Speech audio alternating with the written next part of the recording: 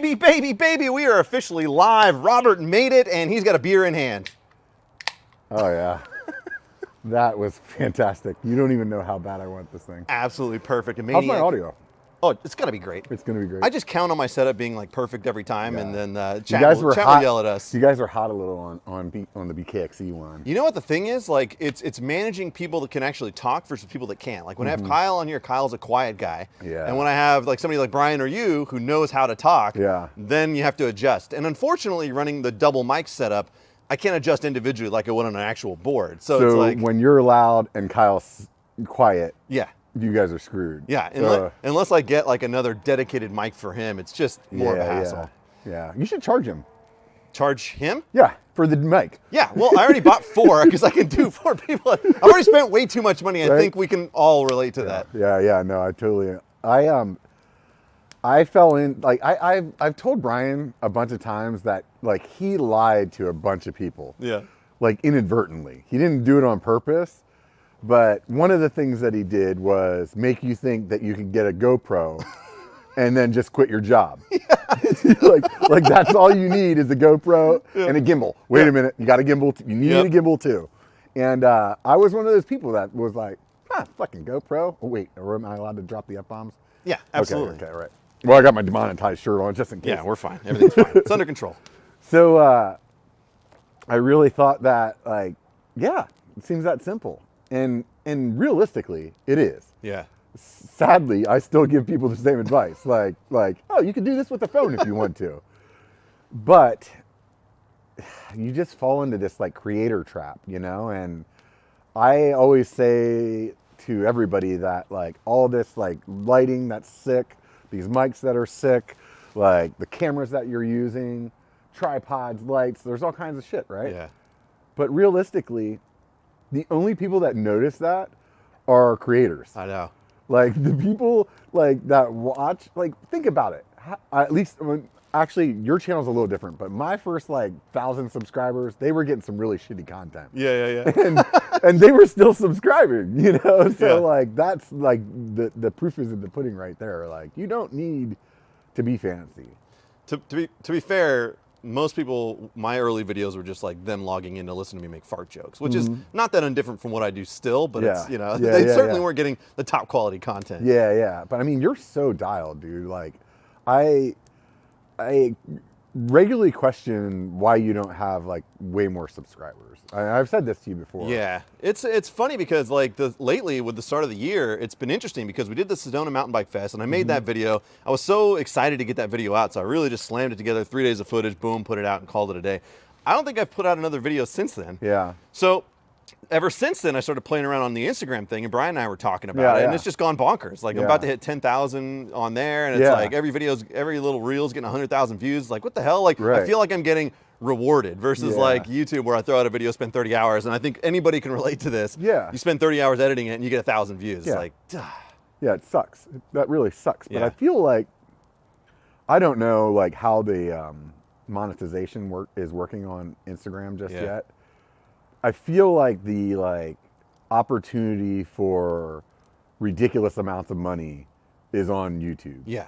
You know what I mean? I feel like the opportunity for, like, free shit and side gig money is on Instagram. Yeah. You know what I mean? Like, at least that's just my take.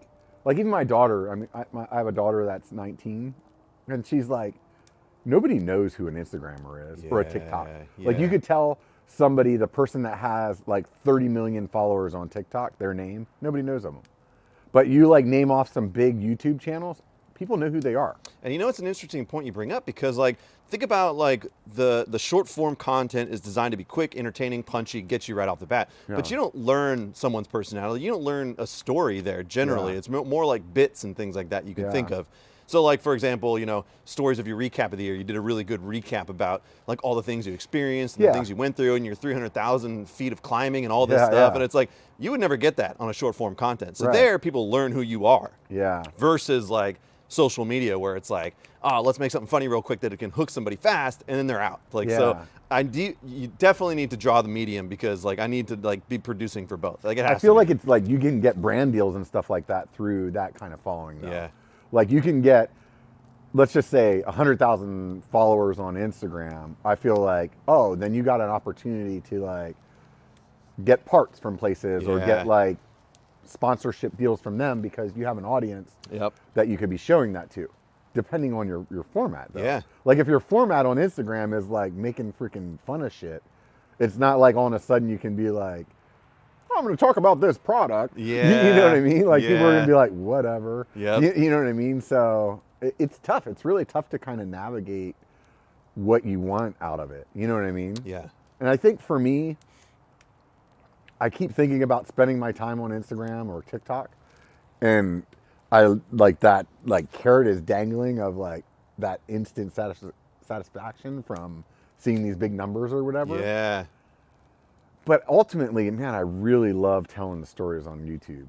Like, I can't tell you how many times, like my buddies and I have been sitting out in the garage drinking beer, watching old videos.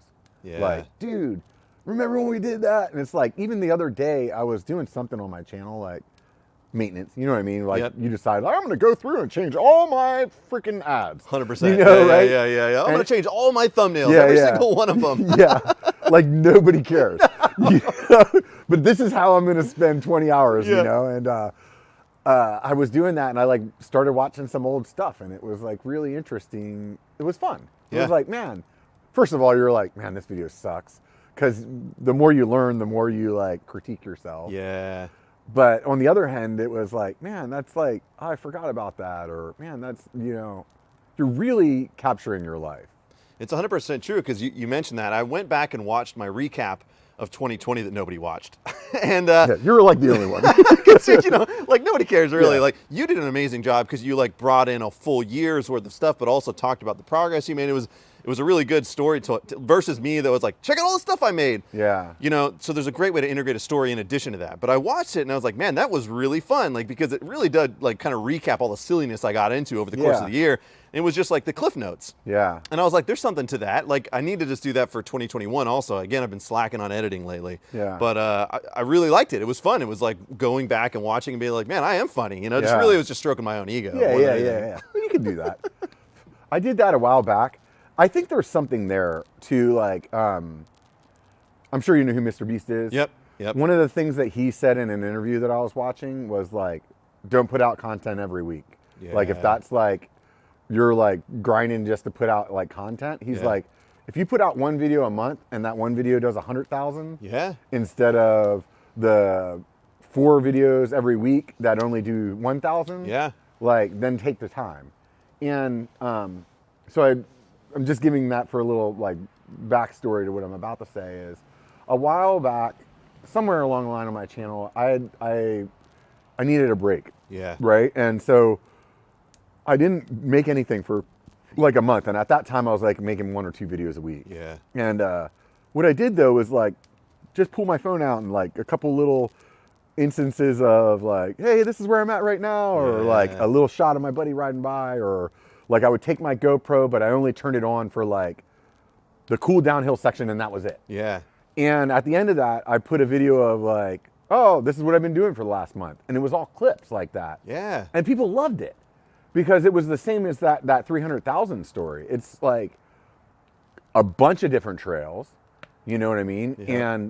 And then it's like, the story is interesting because things changing. It's not like, oh, here he is, you know, the format. He's going to talk to me while he's climbing about fucking Patreon. And then, you know, like, it's like that random element of like, you don't know what's going to come next because 1, he could be on a different trail. 2, he could be hanging with his buddies. It's like that fun, like just random, like you just don't know what's coming next versus you're right, versus the traditional format, which is like climb to the top. All right, we're going to drop in. You drop in. Cool. That was a great trail. Like, you know, it's like that traditional route. I totally get that. Like the chaos. It's like organized chaos. Yeah, and I think it's just something about the variety that people like then. Yeah. You know, because then it's actually like, it's kind of like almost like making a long format TikTok video. Yeah. And what you're doing is you're giving them like 30 seconds of something interesting. Yep. And then as soon as they're like, oh, a little dull spot, and it's like, I'm thinking about clicking, and it's like, oh, 30 seconds of something interesting. Yep. You know, it's like, I think that's like maybe why it works. I don't know. You know, who knows what it is. But it's hard to say, man. It's hard to say. Like, it's that constant chase and that constant battle of like, is it the thumbnail? Is it the title? Is it the fact that the video is actually cool? I guess you can equate, like, there's a lot of, again, most of the times in chat here, we got, you know, 65 people hanging out in here. Most of the times, these people are all YouTubers too, so they get the same struggle that we're dealing with. Yeah. Is it, you can see your retention rate, so you're like, okay, the video's good, right, based on retention rate. Like, the video's good, but if somebody clicked on it, then it's the thumbnail and the title. It's like all those little things. That's the thing. That's the thing right there that I can tell you what is wrong with you and me right now. Yeah. 100% thumbnail, title. Because if I'm not getting, like if I'm getting 25,000 views and people are all leaving in the first minute, my video sucks. Sure, yep. But I'm not getting 25,000 views. Yep. I'm getting 1,500 or I'm getting 3,000 or something like that. And that tells me the algorithm is going to do like what it's like meant to do. Yep. The algorithm is meant to keep people watching YouTube. Yep. So if they throw this little thing over there on the side and nobody clicks on it, yep. That's it. It's like really that simple, you know? It's 100% true, and it's like, holy crap, it really does come down to that, just making the right thing to just grab somebody's attention, be like, hey, I want to check that out. I thought it was like, just buy a better camera. Yeah. Like I bought this camera, I'm like, take these sweet pictures now. I'm like, dude, look at that picture. And it's like, it's still not, it doesn't matter. Nope. Like last week I was like, oh, I friggin' ate shit, something fierce. Yeah. This will be gold. Nope. That's what I think is funny, because we were talking about like the idea of like social media is because they force feed it to you. Like for example, with Instagram and TikTok and all that other stuff, they take the content and as you're swiping, it just pushes it at you. Right. Versus YouTube where you have to physically make an action. Yeah. That's the primary difference. Now Shorts, which is still the beta phase nobody really uses on YouTube, Shorts will do that if you're scrolling through Shorts. Paul was showing me that. I'm like, nobody scrolls through Shorts, Paul. Yeah. He's got lots of time on his hands, apparently. Yeah, apparently. Yeah. But so basically, I've got sucked into the Shorts though too. Have you really? Because it'll do it on the mobile app. So like, as you're going through the like your normal feed, like the short will come up, and then it's like you swipe a different direction or something. I can't remember exactly what it is. Will it feed it to you? Yeah, and then you fall into the Shorts loop. Oh, and then you're like, oh, now I'm stuck in here, you know? Like, I want to get back to the videos, but yeah, it's interesting. So. By the way, as a side note, Robert, I have discovered that leather barbecue gloves are the best thing in the world for managing a fire, because you can just reach your hand right in the fire and you won't burn yourself. It's great. Yeah. You know what I do? Huh. I just bring Moonlight Leatherfoot over to my house, and he just burns everything. So like, if you don't want all your wood gone, don't invite him. But if you want to have a good bonfire, he's the guy. And then all I do is bitch at him the whole time about how big he's making the fire. Look, we can't have a bonfire in my backyard, Moonlight. Yeah, I mean, like, we can have a fire. It's cool, but it should not be like making flames as high as my roof. Like, that's what I'm just saying, you know? Dude, I wonder if like, I don't know if Zach like has, what kind of job Zach has, but if he was sitting at a desk, does he have a little thing that just says Moonlight Leatherfoot inst of Zach? Yeah, right. That's what I want to know. Yeah. He should be, we should get him cards. That'd be amazing. Yeah. He does sales, so I mean. just a little tag on his shirt that says Moonlight. That'd be amazing. Yeah. As a side note, sorry I missed this one, but we're going to catch up just a second on chat. Let's do some questions. There was a donation, okay? So stand by. I like donations. If I can figure out how to scroll up on a mouse, I'm going to master this thing. Oliver, thank you for the $10 donation. Cheers from Simi Valley. Thank you, man. Sorry for the delay on that. I'm going to try to Instagram while we're doing this. We're sitting here chit-chatting. Oh, Instagram. What else we got in chat? See if I can get some more people in here. We do have a lot of wood. So one of the things we were talking about. We have a lot of wood. I feel like this is going to go downhill quickly. Yes, it really is. Yes. So we were talking about the idea of like firewood. And one night I decided to go live on Instagram while I was like getting ready to do an all-night brisket. And you guys called me on that. Basically Moonlight and Robert called me and like they were like, you're not really going to do that, are you? And I'm like, no, look, I'm serious. We got wood all over the backyard, like an obscene amount of wood. So don't let anybody ever tell you that I don't have a lot of wood. Yeah, you do. Definitely. I do. All the wood. And enough wood in here to fuel an 80s porn gig for like a good while. And it has gotten more and more ridiculous. We cut down a tree in the front yard. This is a new addition because I basically took some pallets and I constructed this wood rack back here. So this is a tree that was in the front yard. Now this tree, and we're going to totally get on a side topic by the way, this tree was an absolute nightmare, Robert, okay? It was the type of tree that, you ever seen those trees that put out the spiky balls on your lawn? They like come down off of there. You know what? My first house that I bought, there's a deal with the electric company here. Some other electric companies, probably wherever you guys are listening from, may do the same thing, where you can call them out and they'll look at your yard and then they'll give you a bunch of free trees. Shade trees, yeah, right? yeah, yep. And one of the trees was one of those Bali ones, and I was gonna plant it, and the landscaper that I had do some of my work showed up, and he was like, no, and he's like, I hate to say it, but very Mexican, barely spoke English, and he was just like giving me hand signals of like, you know, like balls droppy everywhere, bad. Yeah. And I was like, I think he either wants to neuter me or this tree's no good. Like so. And got rid of that tree. It basically makes me feel like I'm in an Indiana goddamn Jones movie where every time I walk out onto my lawn, I gotta like navigate and hope that I don't like just destroy my feet. It's like walking over fiery coals. Right. So I'm so glad that we got rid of that thing. So that's what all this firewood back here is for. And that is for future generations of Fireside Chats. The amount I have back there is like double stacked. So it's entirely possible that we're just going to have way more wood than we would ever need. Okay, side note. I want to do this a side discussion because I was thinking about this today, Robert. And I was thinking about, okay, so like tropes in movies that drive me crazy. And this is totally off topic, guys. Trust me, we're going to talk about mountain biking too. But like, think about like stuff you see in movies that is ridiculous. And I'm going to give you a great example because this drives me crazy. All right. Think about in movies, anytime in a movie, by the way, when somebody sneaks up on someone else, the other person doesn't hear him. How is that even possible? Like, like if you walk in this stuff, I will hear you instantly. Like, how is it that every movie ever, somebody can easily sneak up and break somebody's neck? It just doesn't work that way, Robert. No, it doesn't. My audio might have been too loud on that. Did we go high? I was yelling. We went big. No, it's fine. Yeah, it's fine. I get worked up about it. It's ridiculous. I feel like you're right. I feel like we need better like computer. Spend some more money, will you please? I have all the equipment. so what? So, the other day I was thinking, it really irritated me that the laptop was there. I know. I want to tell you that the laptop should be gone. Because what I need is a producer. That's the problem. Because the other, like, I have to be able to control as I'm managing the cameras. No, you can have that. Yeah. But not the laptop. That's true. So put the laptop away. But then how do I manage chat? You just want to see the chat? I got to be able to see chat, That's donations, what I'm saying. all that Then stuff. you put a little monitor over there or a TV on a rolly cart like I got, and then you run the cable to the HDMI on your laptop. If you guys aren't familiar with this, Robert kind of runs a podcast that he kind of does once a week, so he kind of knows what he's talking about.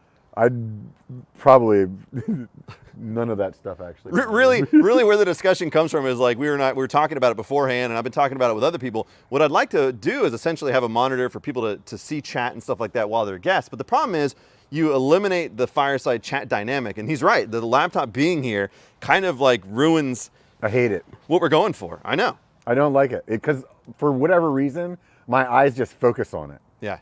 Like I feel like the little like button doodad thing that you have there, you could have that. Yeah. Like that'd be like, oh, he's got to push some buttons. Yeah, I get it. You know what I mean? You like to push your buttons. Right. But the laptop is just like, it like you have this awesome vibe, and then what the fuck is a laptop doing there? You're 100% right. Jesus, now I'm gonna spend more money on this setup. I'm telling you, dude, just take the TV out of your living room and just put it right there on the table. Or you could get I'm sure there's a bunch of TV. I bet you somebody listening right now has an extra TV that lives around here that would give it to you. Here's a great idea. And this is, you're just, I've already had this idea in my head, and now, close. Robert, you're really pushing me down a rabbit hole that my wife's gonna punch me in the nuts for. I've been thinking about getting an OLED TV, which are nice and pricey, but then I got this TV in the living room that works perfectly fine. There's nothing wrong with it. However, were I to buy this OLED TV and mount it in my living room, then I could theoretically just get it out here and have it all set up. Yeah, I built a cart. I don't know. You haven't been to my house yet, huh? No, I don't think so. I haven't. I've watched it with binoculars, but other than that, I haven't been inside. Yeah. I have a cart that I built that the TV is on. So, and originally when I built it, I was like, okay, well, I want to be able to move it around the garage depending on where I'm like live streaming out or whatever. And then it was like, oh, well, like if we're having people like, we have a fire pit just like this in our yard. Yeah. It's like, oh, we could roll it out there, put a football game on. We have a spa, so it was like, you just roll it over next to the spa, and everything's like it's using like a fire stick and sling and shit like that. So it's like all just internet. Yeah. All I have to do is have power go to the cart. Sure. So, and I got these like big 4-inch wheels on the bottom of it. And I just roll it around wherever the hell I want it to be. The question is, why have you not done the biker hot tub live stream? You know, that's a pretty good question. I think it's mostly because when I bought the hot tub, It was really like, let me buy this couple $1,000 piece of hardware that I actually won't use. Yeah. But it's so nice to have the ability to use it if I want to use it. Sure. But I never use it. Yeah. But I did do one thing right because I know a lot of people with hot tubs and they all told me the same thing. So I bought it used. It only cost me $1,500. That's probably the way to go. Although, oftentimes, hopefully they drained the egg drop soup out of it ahead of time. Yeah. I don't know what, like, there's probably a lot of dead babies in mine when I got it. But like the guy that I got it from, he had like pineapples sitting on his doorstep. I was like, what's going on here? You know, his wife was rubbing my shoulders and stuff. She's like, you sure you don't want to stay? You know, we're getting a bigger hot tub. But yeah. The wife comes out, you're like, why are you spraying that thing with bleach like every night? Like, trust me, we're just covering our tracks. Yeah, all right? I definitely let the sun beat on it for a good 360 days before I probably beating on it isn't the right terminology. Let's just talk about phrasing here, shall we? Yeah. Like I said, demonetized shirt today, so. I've got so I got some, we are going to talk about mountain biking at some point tonight. Look, we're both mountain bikers, sure, but we do other stuff in our lives. Cover for me. Okay, here's okay, good. I'm going to go to the wide shot because here's what I got in the mail. Okay. All right, Ooh, I got a new mail call today. We're going to do it live time. while we're here because I'm going to show you guys, and you can tell me what you think. All right, you guys are going to know what this is probably. Add to my story. I'm going down a damn rabbit hole, aren't I? Since when did freaking YouTube have stories? Yeah, YouTube's got stories. Oh, all right, look at this. There's a new cassette. Ooh. So I'm doing a new cassette. I already had the 50 tooth, so I'm just doing the same thing. I got some missing parts on it, so it's all screwed up. And then I got this guy right here. You jumped in. Oh my God, yeah. So here it is. I got this in the mail today. There's a funny story about this, and I can go on another rant entirely about shipping procedures and all that stuff. But so I do officially have in my possession the GX, the Axis, the Eagle. So that's a thing. I've got so much installations to do on my bike, Robert. I've got all of the Trail 1 components. So I got the handlebars, the stem. You don't want to know how many sexual favors it took to Brian to get all that stuff. I was wondering how I get one because I see all the other YouTubers with them. I'm like, oh, is that what I'm doing wrong? I paid for it. Oh, you paid for it. Yeah. I was going down the sexual favor. I was like, what kind of favors? I mean, like, I'm open depending on what it is. Yeah. You know? You really just have to wax his abs like 3 times a week. I just feel like, Yeah, and there's a lot of lotion that needs to go on those things. It's hard to get in all the crevices, man. Brian, for one, will always find a way to take off his shirt and establish dominance early on in any conversation. There's no question. So I've got all this stuff. So I've got the Axis stuff I got to install. I got a new cassette I got to install. Along with that, I've got new carbon handlebars, the Trail 1 handlebars, stem, grips, all that stuff. I'm trying to think, like, the last thing I could possibly do is upgrade brakes, right? Like, that's kind of like the last thing I could do. I got to do brakes. Yeah. I don't need a new crank. I feel like what you do is you put all that stuff on before you buy the brakes. Yeah. And then what you do is you end up just buying a new bike. Oh, my God. Because you're like, nope, still need a new bike. That didn't, like, all this is like a little bit of extra drugs to keep you, like, all you're trying to do is, like, buy more time until you buy a new bike. Oh, my God. Here's the thing. All right, first I'm going to cover donation, and then we're going to jump right back into it. Venture Apparel Company, thank you so much. A supporter of the channel, Venture Apparel Company. Let me tell you guys something, by the way, if you're here. Venture Apparel had to change their IG page. The company's rad, but you got to go follow them on the new Venture Apparel Company, and I'll pin it. I'll do some stuff on Instagram tonight. You guys can follow through with that. But the bottom line is he donated $10. Says, Rob, I watch your videos and love them. Keep it up. At Calirado Kid, desperately waiting for a video to drop. My notification. I know my notification was dry. Yes, I know. I'm gonna make a new video. Trust me, at some point. But I've been. We didn't negotiate what the super chat ratio percentage afterwards was. I figure it was just 60-40 going your way. Oh. What are you thinking? 70-30? I don't know, actually. God damn it. I don't like all these. Like, why is it D at the end? Like, maybe one half of it's like 80 or like 90-10. Look, just because you're a professional, all right? Take it easy over there. I mean, come on, man. So, we talk about like the idea of new bikes. Like, it's interesting to me because like I've always been somebody who doesn't know a lot about bikes. So when I bought this bike, like it's always been fine for me. And I think my ignorance is kind of bliss in the sense that I haven't ridden a ton of different bikes. So like had I jumped on tons of different bikes, maybe I'd be like, this one's better than that one, but I don't have enough education in it. It'd be interesting, like oftentimes when they do bike demos, the problem I have is like, I don't want to wait in line for a bike. I don't want to wait in line for anything. It's one thing I hate more than anything. So like the idea of like waiting in line to get a bike demo or something is just awful. Like even in Sedona, it's like. This is the thing for me though, dude. Like going anywhere else and demoing a bike that's not your home trails is, in my opinion, is worthless. Yeah. Like I could ride any bike in Sedona and be like, that was awesome. Yeah, that's true. You know what I mean? But like, I really don't know if that bike is better than mine until I come home and like smash down Confluence. Yeah. If I come down Confluence, I know every turn, every rock, the way every freaking thing feels on that whole trail. If I come down that and I'm like, man, I just blew my PR away by like 20 seconds. That's something. Yeah, you know what I mean? Or if it's like, man, I just felt so good in those turns. Like, you know how it feels already. So that to me is like the only time to demo, in my opinion, is like to get a rental or a demo from like a local shop and ride your own trails. Because I think if you go and you ride them somewhere else, you're just doing it for fun. Yeah. You know, that's just my opinion. I mean, I mean, you're not wrong. There's a reason why MTB Yum Yum rides the same trail for every bike review, because he knows it through and through. You know, this is kind of his specialty. Yeah, like, totally makes sense. That's what sets him apart from a lot of other people, is like riding the same trail with the same different bikes and just knowing it through and through and being able to tell really the difference and stuff. Because you know, like, oh, when I usually pop off of this rock, it feels like this when I land. Yeah. You know what I mean? So if the suspension's more cush, you're like, oh, wow, I noticed that, you know? Like, I don't know. That's just my take.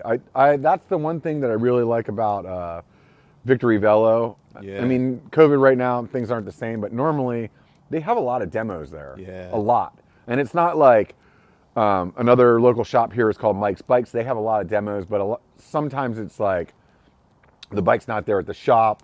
You have to order it. Yeah. Then it comes a week later, and then you can ride it for whatever, and then that money goes towards the purchase. Well, but at Velo, normally they have like 8 or 9 different like demos that are like, and the trail's right there.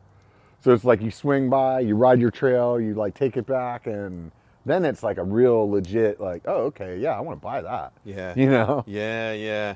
The thing is, like, now we were texting about it today, is like, you know, what do you get as a secondary bike? It's like, I know Jay Bikeson was talking about getting a new bike for his Enduro series this year and like getting suggestions on what to get, Transition Spire, whatever else. Like people are just offering all kinds of suggestions. There's so many bikes, there's so many companies. But like we were talking about it, and I saw the video that GB, I'm going to screw up the acronym or whatever the hell it is, GMBN, right? And they have the EBike channel, which is cool because they have like 200,000 subs on YouTube on that channel too. I didn't even know it existed. Yeah. But they put out that video on Downeyville. Yeah. And it's like incredible. Like it's incredible. And watching like that video, they do a really good overview of Downeyville itself. Yeah, a lot of history in that. There's a ton of history. Yeah. Yeah, I actually, after you sent it to me earlier today, like just had it playing so I could listen to it while I was driving. And yeah, it was a really good video. And it really made me like go, dude, I want an e-bike so bad just for that. Like the idea of like riding my daily trails on an e-bike, it's fine. I've done it. Like, and it's like, okay, but it doesn't, like, again, different experience. You've talked about it before. We've talked about it before. It's not the same experience. It's still fun. Yeah. But it's not like it trumps my normal bike. Like, I don't necessarily feel like I need that at Granite Bay. And I know a lot of people are going to like poop on what I'm about to say, but I feel like fitness wise, I just like riding the analog bike better. There's a million people that say the e-bike is like fitness wise, like for losing weight or whatever, maybe more efficient or better or whatever.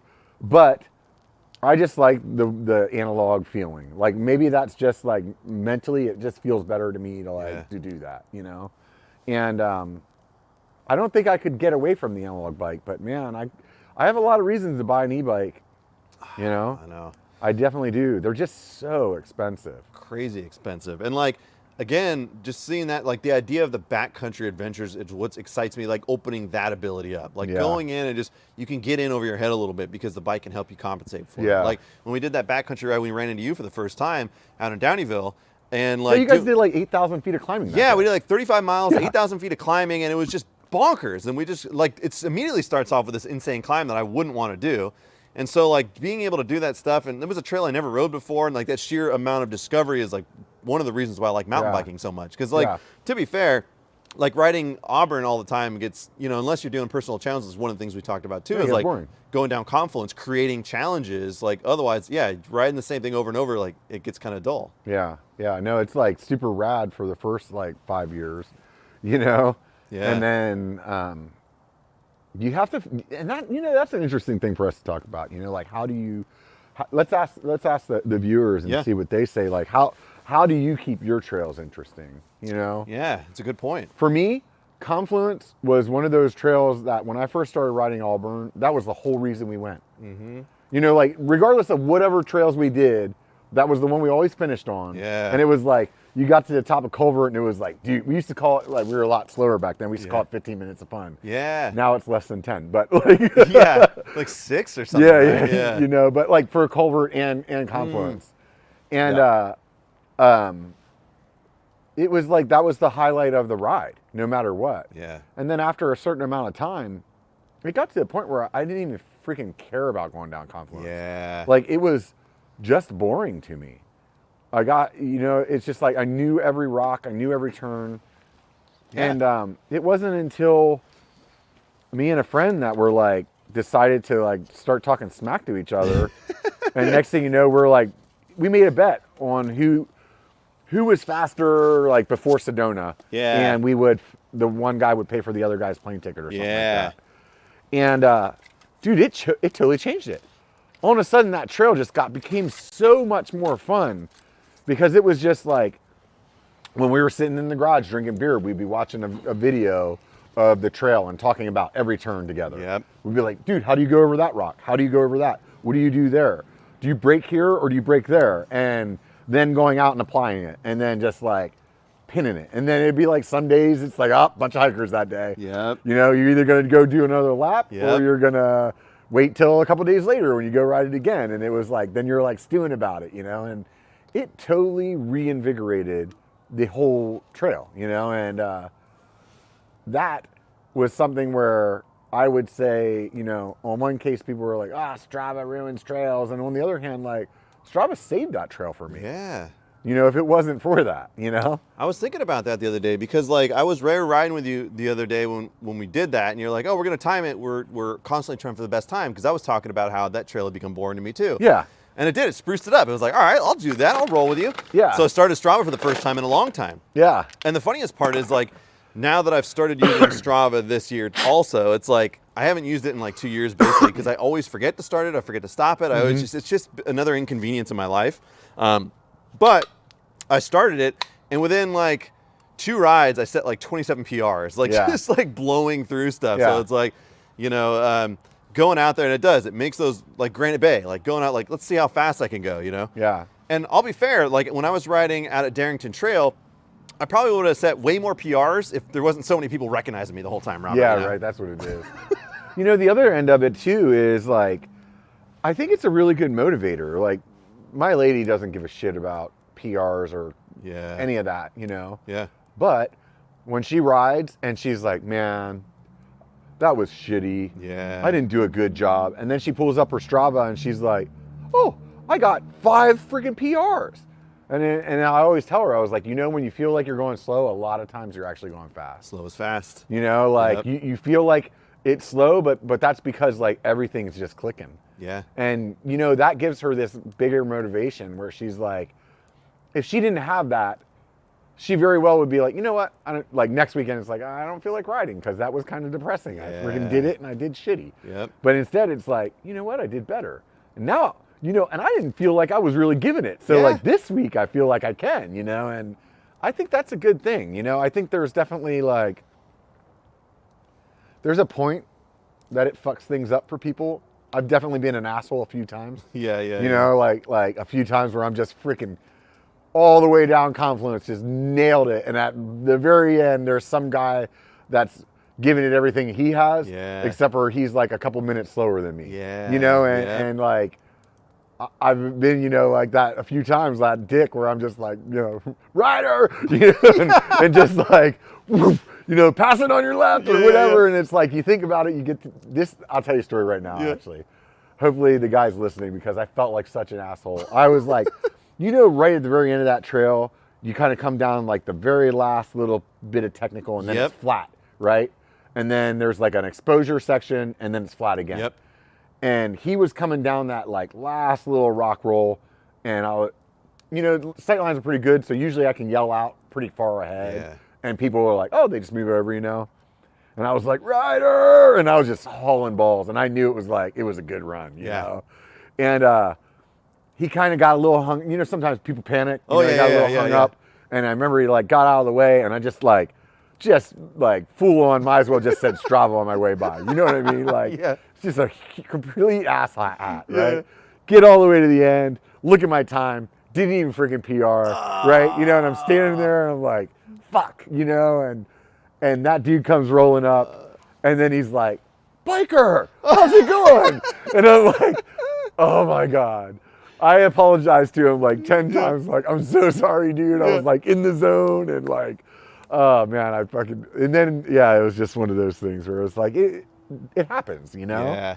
You get in that spot, and maybe the app's not actually to blame, I always think about like, what is the actual accuracy of this thing? Because I've had times where I've gone out and rides and I've started it on my phone. I don't have a bike computer, so that may be a suggestion for chat also. Maybe I should get a bike computer. But like, I remember I would start it, and then it would like show me going up the trail, and it'd be like this, and then it would be, I was like, what happened? Like, what exactly happened? I don't understand. So it's like, how accurate is it? Like, I've been a bike computer guy for a long time. So like, even back in the 90s, I was like, where you had to hook some shit up to your wheel and stuff.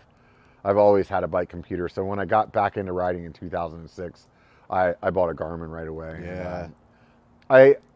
It helps with the accuracy. I think it's better than the phone. Yeah. But I still think there's some fluff. Yeah. You know what I mean? Who knows? Yeah, it's like thinking about, somebody was talking about, I don't know if it was you or talking about it recently, where you had a buddy who like wasn't that good but beat someone's time. I don't know if it was you talking about it on a podcast or I think something. I was on a podcast with Daly, and he Yeah. was talking about that it's like worthless. Like, yeah, that's right. It was Josh. Yeah, it was totally Josh. Yeah. And Josh was like, oh yeah, he was like, I crushed him, and it was like, it said he did better or something. Yeah, like, yeah. Come on. Yeah, and I've seen that happen before too, where like we're all sitting at the top of some trail, and maybe the guy that's in the front of the pack is like close enough to the beginning of the segment that it actually starts him. Yep. Or something like that. And it's like you get to the bottom, and like that dude has like 8 minutes, and everybody else has 350. And it's like, oh, that sucks, but whatever. Beat you that day, bitch. All right, we're going to cover a couple donations real quick because we got a ton of them that I missed. I really apologize to everybody. Like, this is the best part about like this is like we just sit here and we talk. So it's like fun because we're not in a virtual environment. It's nice because we're sitting here talking to each other. I really like that. Like, I love the idea of doing more like live streams from like breweries and stuff like that, which I know that I'm going to circle up with the MTB NorCal guys and do for like prior to a Dirt Days again. So you should jump in on that. Like, but like I like the idea of just sitting here and talking, which is hard because most people are elsewhere. I need to get back into the biker live streams. Like I stopped doing biker live streams because I do the biker bar. Yeah. And I really appreciate when people super chat. It means the world, dude. Like that, like one super chat for like $1 is probably more than like that video is gonna make. 100%. Yeah, 100%. You know what I mean? Like, 100%. So it's like that's super rad. So if somebody throws out $10, you're like, dude, that like you like quadrupled my income. It's totally true. Yeah. Yeah. And but like on Biker Bar, I purposely don't pay attention to comments just because I want that conversation with the person to be natural. Really natural. And but it's really fun. It's really fun on the So maybe I need to step up my game if we can do some fireside shit or something. But it's hard because, like, again, when you're trying to also upload and focus on the audio, like when you're doing an audio thing, that's why I don't really upload these to podcast form. Like, even though I could, it's easy enough to do. I just take the audio and put it there. I mean, there would be no harm, no foul. Yeah. But I think a lot of the elements of this is visual. Like, especially in like we're sitting here doing stuff. It's like, it's I don't know. I don't think I'm gonna tell you right now, that's a shitty idea. Putting it to audio? Or No, not putting it to doing audio? it. Yeah. Okay.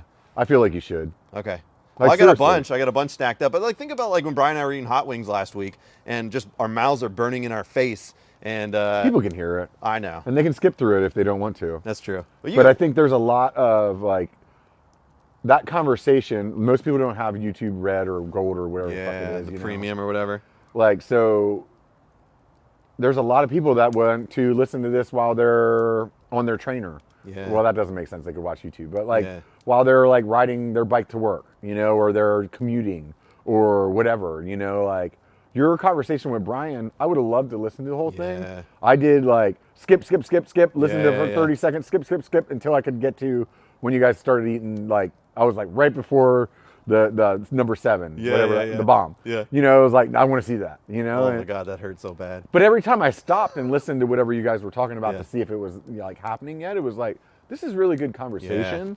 I just don't, unless you watch it live. You're not gonna want to watch it. Sure. You know what I mean? Yeah, but yeah. you'll listen to it. Yeah, that's a good point. You I know? think about that because I have the YouTube Premium. So for me, like, I could just close the app and close down the phone and it still plays. So I forget that, like, that not everybody has that. That's a great point. And I think you could build an audience on there, and maybe by accident. Yeah. You know what I mean? Like, I know we were supposed to be getting to the super No, chat. it's fine. We'll get Doesn't there. matter. We got Yeah, plenty it's of all good. time. It's fine. But like, my podcast, I just logged into the other day, and I'm getting like 10,000 downloads a month right now. Yeah. Whenever, that's pretty good. Yeah. When I first started, I was getting like 100 or 150 downloads an episode or something like that, you know, and there's only 4 episodes. So I'm at 10,000 now. Like it blew me away. Yeah. I'm actually getting way more downloads on the podcast than I actually get people watching on YouTube. Yeah. That's interesting.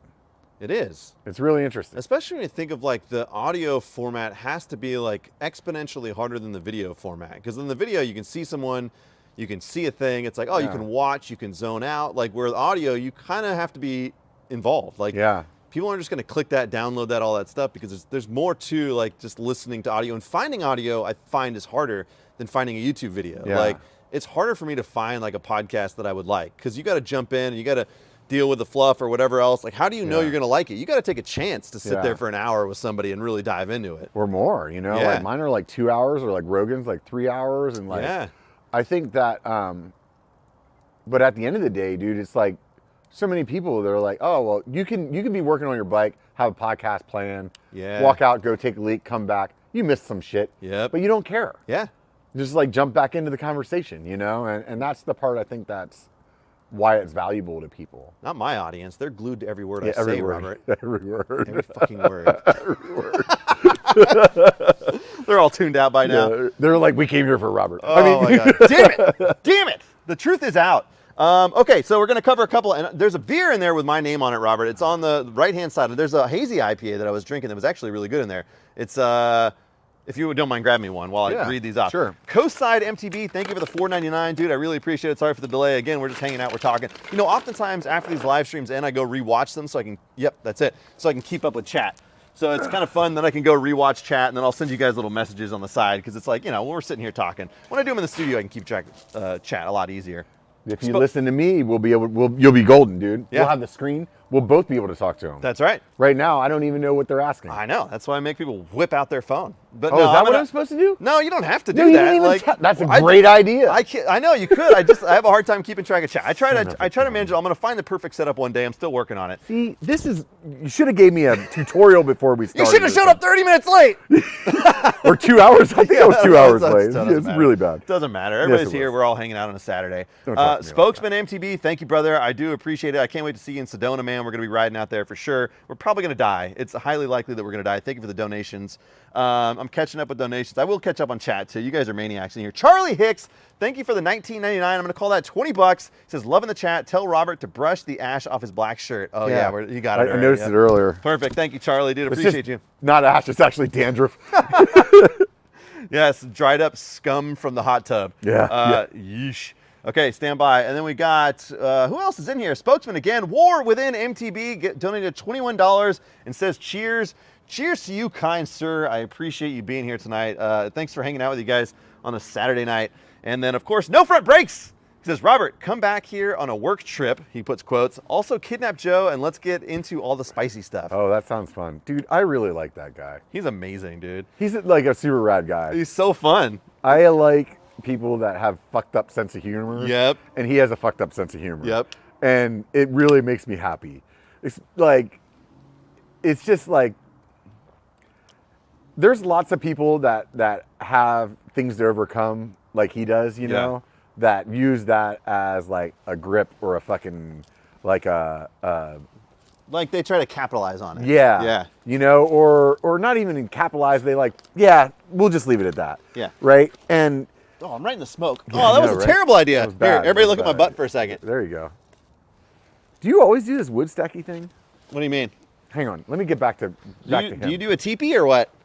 I think I just, yeah. Well, I just watch Moonlight, but anyways, like he'll joke about it. Yeah. He'll make hand jokes. He'll like, you know, like, and I feel like humor like diminishes the value of like negativity. Yeah. And that's one of the things that kind of bothers me with the world right now. Everybody's so freaking triggered about shit. So sensitive. That like you can't be funny.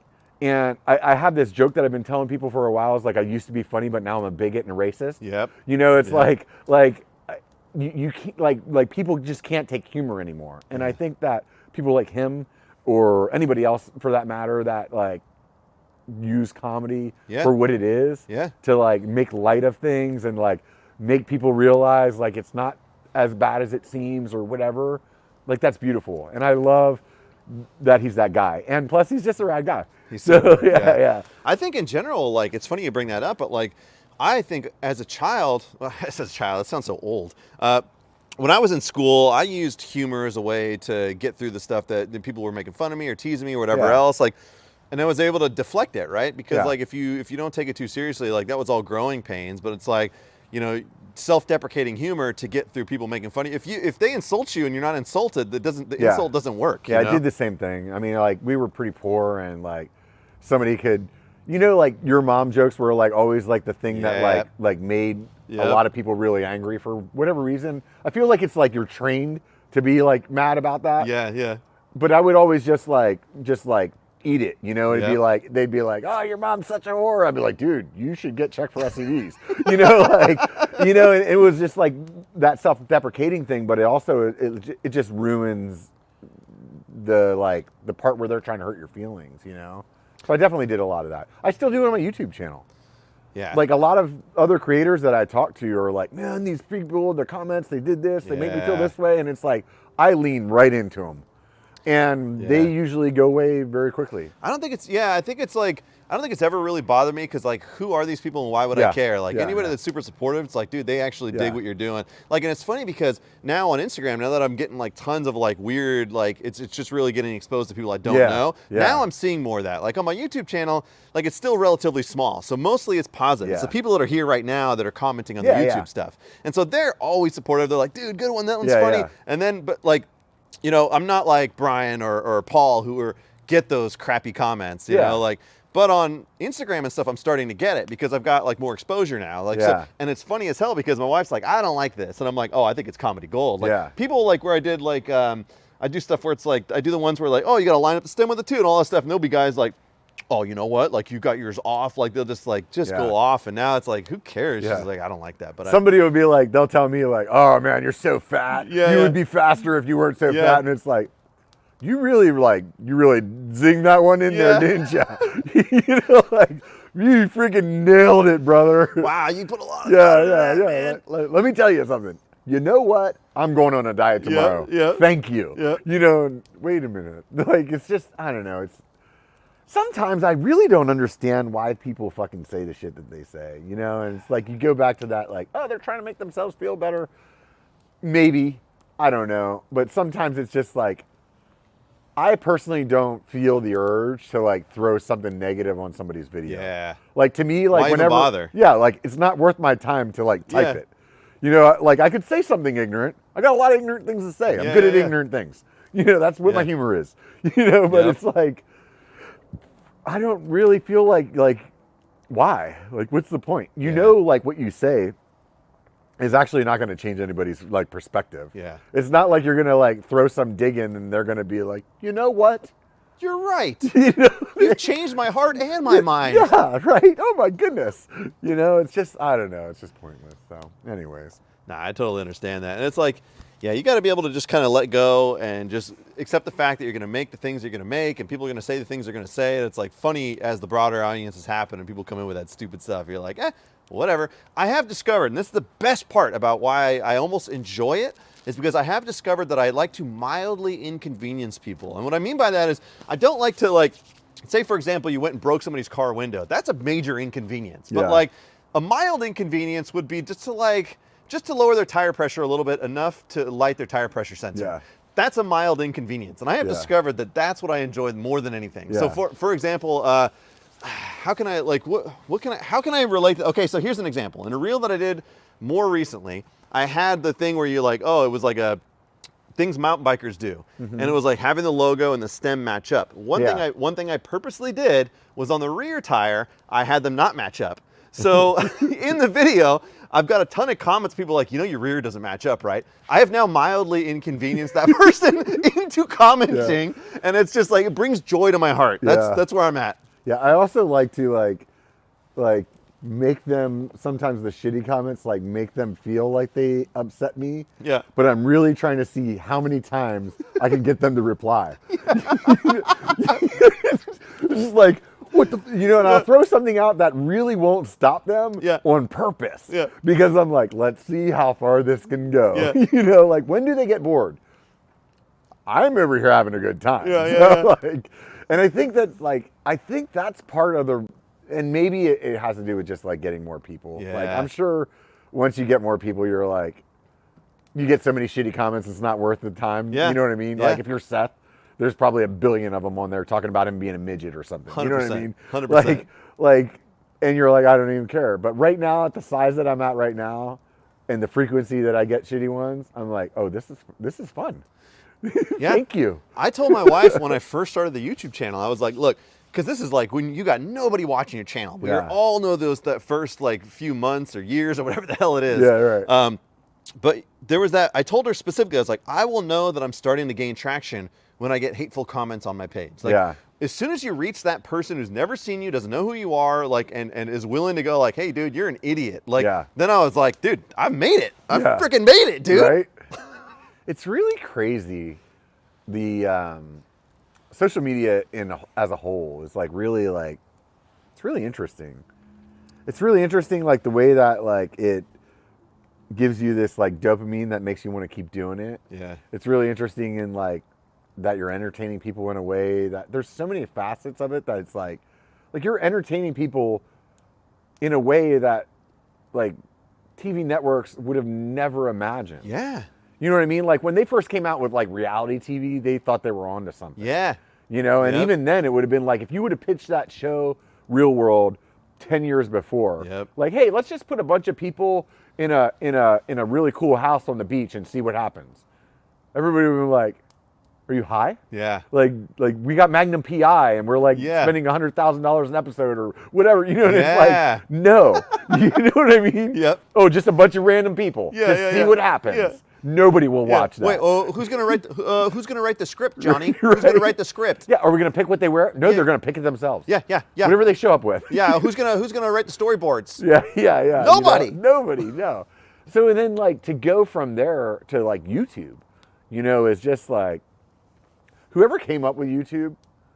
I don't know if they really thought that this is the way that it would go. Yeah. Like, I would love to think that they did, that they had that foresight. Yeah. But originally they're just like, hey, let's give people a place to like make their own videos and see what happens. Yeah. Like, that's pretty rad. It's so interesting because like you said, would they have known that really like the whole world would have got involved, like billions of views on videos and all this stuff. It's like, and seeing that no matter what the niche is, someone will fill it. Like, and the fact that it's become this educational medium, like there are so many channels devoted to teaching you stuff. And it's like, if YouTube would have existed when I was in high school, I would have liked history a lot more than I like it. Because if I go watch stuff now, I'm like, wow, this video's really good.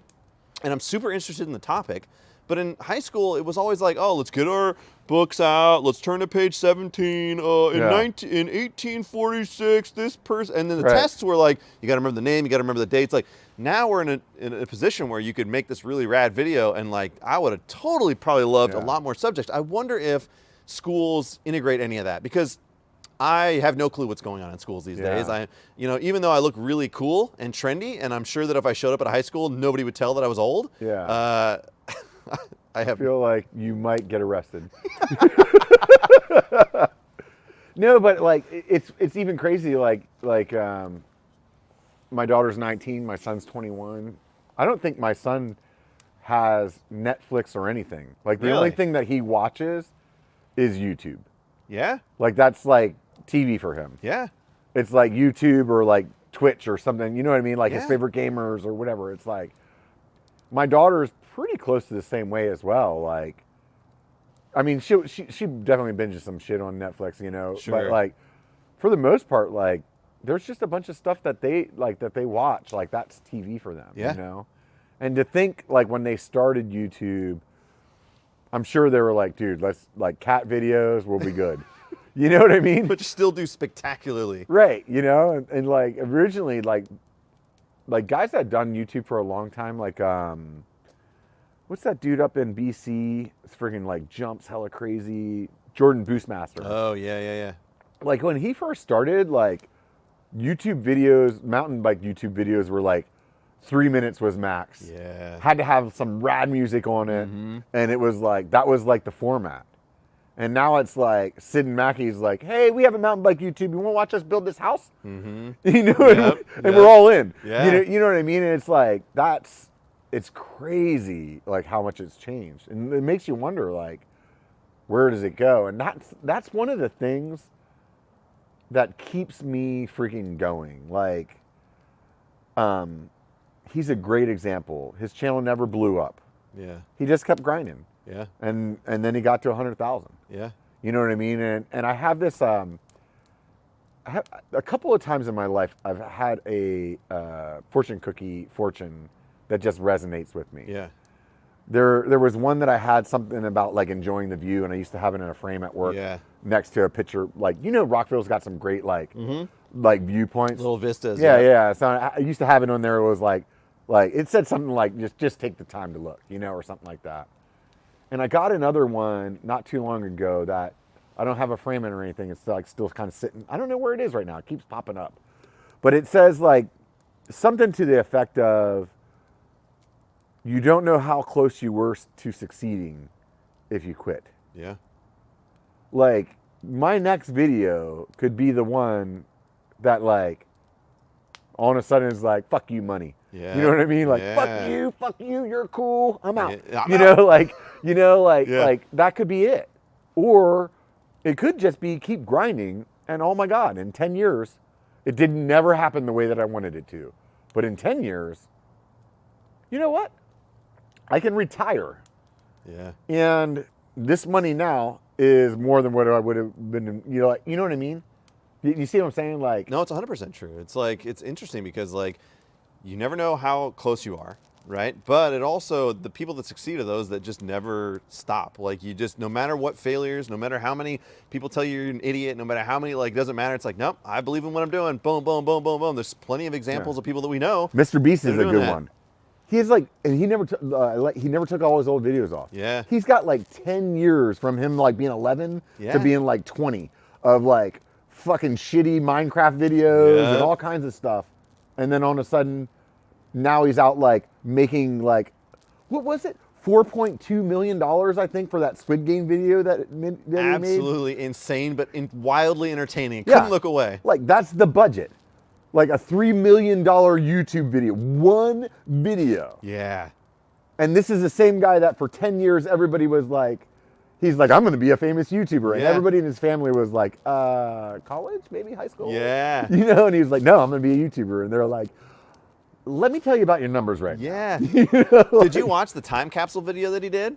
Oh, yeah, I think I did watch that Dude, one. it was Yeah, so yeah. crazy. So like he basically made a video and he set it to just push out to YouTube 10 years later. And Yeah. he made the video and he just scheduled it and he forgot about it. Yeah. And then 10 years later, it just aired on YouTube and it was like, hey, hopefully I made it to 100,000. By that time, he was like 4 million or like whatever it was. Right, yeah. It was just brilliant. It was so cool. It's like the idea of having this random time capsule video that you just put Yeah. out, like that's, man, that guy's a maniac. And he like, no matter what, if you watch what he's doing, it's like impressive. It's like, Yeah. dude, he figured it out. And he's got like 14 other channels and other stuff too. Yeah, they got all kinds of shit, you know. Yeah. But like I feel like that mountain bike YouTube, we can get there. Yeah.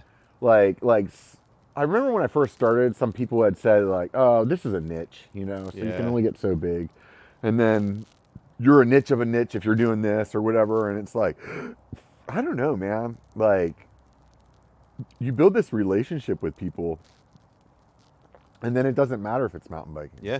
Like Sid and Mackie, like what I just said about their house. Yep. You know, like it doesn't matter. Like the Shreddis is doing this like video where he's like tearing apart this doing his freaking garage motorcycle, or whatever, you know? right? Yeah, and all that stuff. Yeah, and it's like Seth. You know, Seth is a good example. Oh, he's doing videos about RC cars and and cooking sandwiches with his dog. Yep. What the fuck?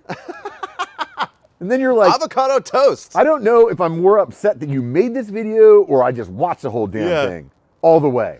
It's also the genius of what he's doing because he can like make that entertaining because he's got this Seth production level. It's just like, hey, this is all good. Yeah. They're all really good videos. Yeah. I think the benefit like is understanding that we live in a time when you can make anything and you can be anything. You just have to drive to it. Like you have to pick what you want to do and you can just do it. And it's like crazy to think that it's a possibility these days. And it's like when we were growing up, that wasn't a thing. But now with the advent of YouTube and social media and all that stuff, you could literally make a career out of mountain bike videos. Yeah. It's like, holy shit, it's a thing. I've decided that I'm okay being a B-lister. Yeah. You know what I mean? Like I realize there's still like the carrot dangles that, you know, I would love to freaking like blow up and, you know, do whatever, right? Like all the things that you think whenever you start a YouTube channel, right? Yeah. I'd love to do that. But on the other end, if I just keep doing what I'm doing right now, I think Moonlight would put more wood on that, dude. He would. I know he would. That's why I'm gonna slow burn. I'm gonna slow burn it. But I'm getting cold is what I'm trying to say. You're cold? Maybe. I don't have a jacket on. Okay, I'm throwing more fire on. Jesus. Yeah, let's go. Channel your inner Moonlight. Let's go. But like what I was saying is like, you know, there's people that are, you put one, that is not an inner Moonlight. Robert, watch. Okay, fine. Anyway. I'm gonna fart on this thing, it's gonna explode. It's gonna be amazing. But like there's a million actors that are like in the side gig roles all the time that are still making like 10 times what I make in a year right now. Yeah. You know what I mean? Yeah. They're B-level rated. You don't even know their fucking names. Yeah. You recognize their face though. You're like, oh, I recognize them. I know that guy. That guy was in a lot of movies. I know that guy. That's the one that you always say to the lady. You're like, what? And then you're like searching on Wikipedia while you're watching the show. Yep. Yeah, that's right. He was in that. Mm-hmm. You know, and I realize right now, you know, I'm a B-lister. You know, I'm a C-lister, a D-lister. I don't even know where I am. I'm probably way down the alphabet, but I'm actually like becoming okay with that. You know, initially I really wanted to chase this, like, I want to be the next Brian or the Seth or whatever. But you know, what I was saying earlier, like, I could do this. Let's just say we do this for like the next 10 years. Yeah. And the whole way we're like barely getting more and we're barely getting more. But at that point it turns into, oh, that's a solid amount of money that you're making from that. Like where you retire, like that's one of the big reasons I did the podcast. Yeah. Is like, I feel like I could get to a point where I am ready to retire, right? And keep doing the podcast. Fucking like, what's that dude's name pisses everybody off politically? Died not too, Rush Limbaugh. Oh yeah, Rush. You know what I mean? Like, you do that till you're freaking 95 years old. You know what I mean? You can get on. If people just like the conversations that you have. Yep. Just keep building it. And what's it take? Like on the podcast, I'm not putting a lot of effort into that. Yeah. It's not like like doing videos. You know what I mean? Like you go, it's some work to get people on the show. Yeah. It's some work to make a thumbnail or whatever, and write some things and whatever. Yeah. But at the end of the day, 10 years from now, if all of a sudden that thing's pulling in freaking 10 grand a month, you think I'm gonna be upset about it then? And the thing is also, the thing is also like, that's everlong content. Meaning like, even if they don't watch it now or listen to it now, maybe they start to discover you and they go back and watch all your back episodes. That's all happens too. That's all like a real thing that happens. So it's like kind of cool. That's the way I need to sell the sponsors now. Like, I'm going to keep doing this. Yeah. Someday this is going to be really popular. Yeah. And then you're going to get a lot of sales. This is a slow burn. Yeah. So get in now. But yeah, I don't know. I'm not very good at like monetizing myself that way. And that's what I've tried to like learn from some of the people on Slack, some of these, you know, other creators that are doing better. And, you know, maybe I figure it out, maybe I don't. But either way, like I feel like I'm actually at a point now where like I have numbers that are significant. Yeah. You know what I mean? Like just 3 years ago, let's just say 1,000 subscribers was a lot. Yeah. Right now, in the last 2 weeks, I've like bumped into a bunch of YouTube channels, mountain bike YouTube channels that have 1,000 subscribers. Yeah. I'm starting to notice that 1,000 isn't as big of a number as it used to be. Yeah, yeah, yeah. You know what I More mean? common, yeah.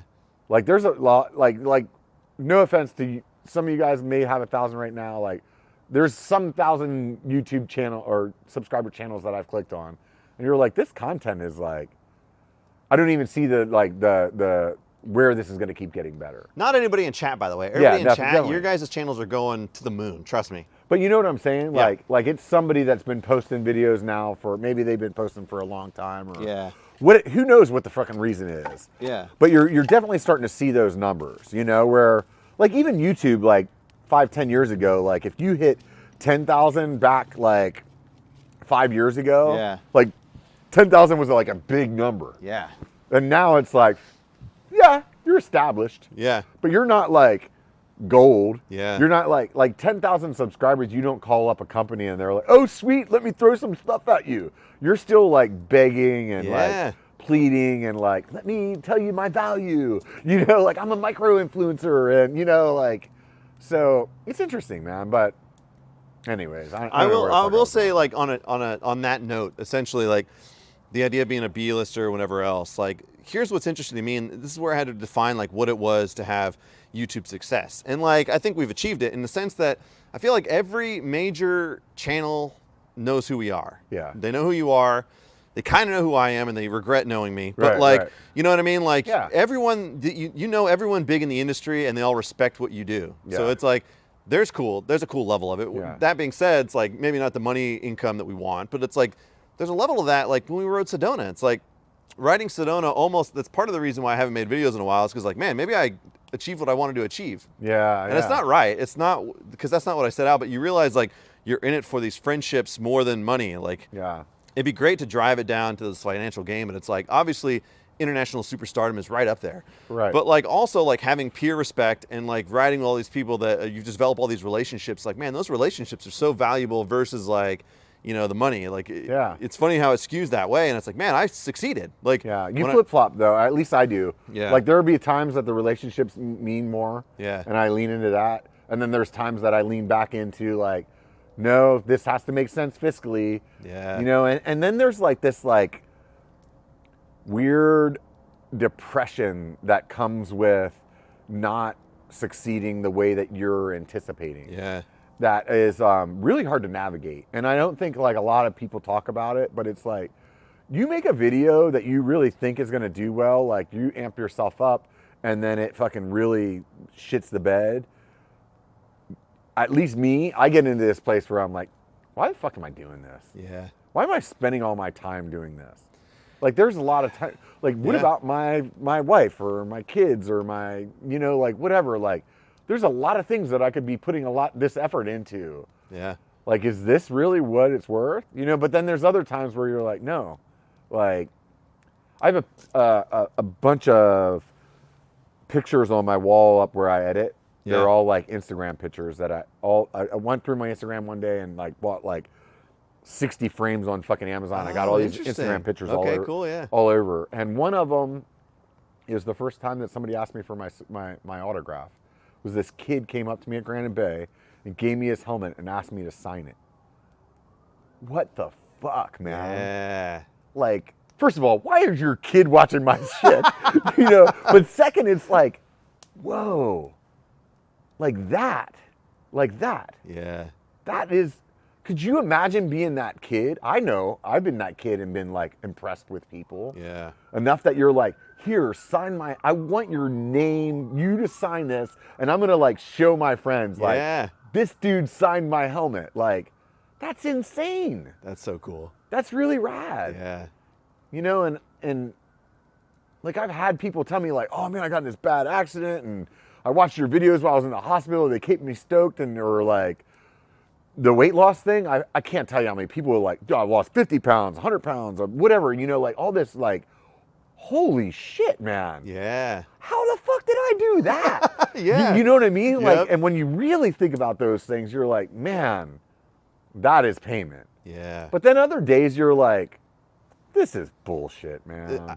I can 100% agree with everything you just said. So like, here's a great example. You want to know what my highest viewed video to date is? What's that? Any idea? You think of all the like rad videos I've made for 20,000. YouTube. No, but I mean like what video? What video do you think is like video? one of the coolest, or maybe that might have just really done well? Oh God, I have a good backstory to this one too. But you're not going to believe what's my top rated video now. No, I'm not. It's going to be like when you went fishing or something like that. Like, oh, it's even worse. What is it? My top rated video that is continuously producing is the video I spent the least amount of time on possible, is the video about my shed. Oh, that's a good one though, dude. That it was like the first video about my shed that talks about like, oh, home prices in Sacramento, whatever. Yeah, like yeah. No, I did the overlays. One, it is good, but it doesn't relate to the channel. It's yeah. not a mountain biking video. Yeah. And think about like the time I spent in Downeyville making the Downeyville video. Yeah. Think about all the hours and anguish that went into that. It's like, that's getting way less views. Yeah. Not even close, not even close. This one's not my top, but it's like one of my biggest videos. I have this video called Wet and Muddy that I went out and I rode. I already want to watch this video. I rode Salmon Falls like when we were getting like a shit ton of rain. Yeah. And it is a horrible edit. Yeah. But there is something about that thumbnail that people click. Yeah. That thing has like 40,000 views. If you look at the freaking like the analytics, they all leave within 30 seconds. Yeah. Like, this is not what I expected. Not what I wanted. But that thing just does so well. And I keep thinking to myself, I'm like, I should go back now and re-edit that footage. Use the same thumbnail and the same, like, everything. Yeah. Like the same thumbnail and the same words, but re-edit the video and see if I can actually make a video that grabs people. That's a good experiment. You know what? I've seen people do that on like Instagram and stuff. What they'll do is they'll take a reel that went crazy and they'll just re-upload it and put it up again and like see if it does the same thing again. Like, you know, because it's like, it doesn't really equate all, it's fresh eyes or whatever, who knows, because they would still see it in the algorithm. It's like, you could theoretically do that and just be like, same everything. And I just want to see if like I can actually make the video entertaining. Yeah. Like, obviously, whatever's going on there, thumbnail-wise, is making people click. Yep. And as much as I'd want to change the thumbnail, I think the experiment would be just re-edit the footage. Yeah. Just re-edit the footage. See if I can take it from a everybody leaves in 30 seconds to like, what do you know? That 300,000 video, I got over almost 1,000 subscribers off that video. Wow, really? Blew my mind. Wow. Blew my mind, dude. I told you I really liked that. It was like this year, it was a year-long recap, but it was more than that. It was like an entertaining story. It wasn't just like, hey, I did this year. It was like, oh man, it all culminated to a like story within a story, essentially. It was cool. Yeah, I thought I had a hook with the 300,000 thing. Yeah. You know what I mean? Like in my head, I was like, oh, this is a good like thumbnail. Yeah. I did not think that, like, I didn't finish that video going like, you know when you edit one and you're like, this is going to be the one. Yep. You're like, tomorrow I'm going to wake up and there's going to be 1 million views. You know what I mean? Like when you edit those, you're like, dude, this is going to be the one. Yeah. And I did not go to bed with that one. No, you know what I mean? Like I was like, yeah, this is a good video. It's fun. I'm happy with it. You know, like usually when I walk downstairs from editing, like the lady will be like, so you're done? And I'll be like, yeah, because I'll kind of like get into this last stage where she's like, yeah, he's gone. Yep. You know what I mean? Yep. Like, you're not going to see him till that one's done. Yep. You know? And I got this, like, I just get stuck on shit, you know? And I'll come down and she'll be like, so you like it? And I'll be like, yeah, I feel good about that one. You know? Like, I like the story, like how it came out. I did not walk away from that one thinking I'm going to wake up and it's going to be doing well.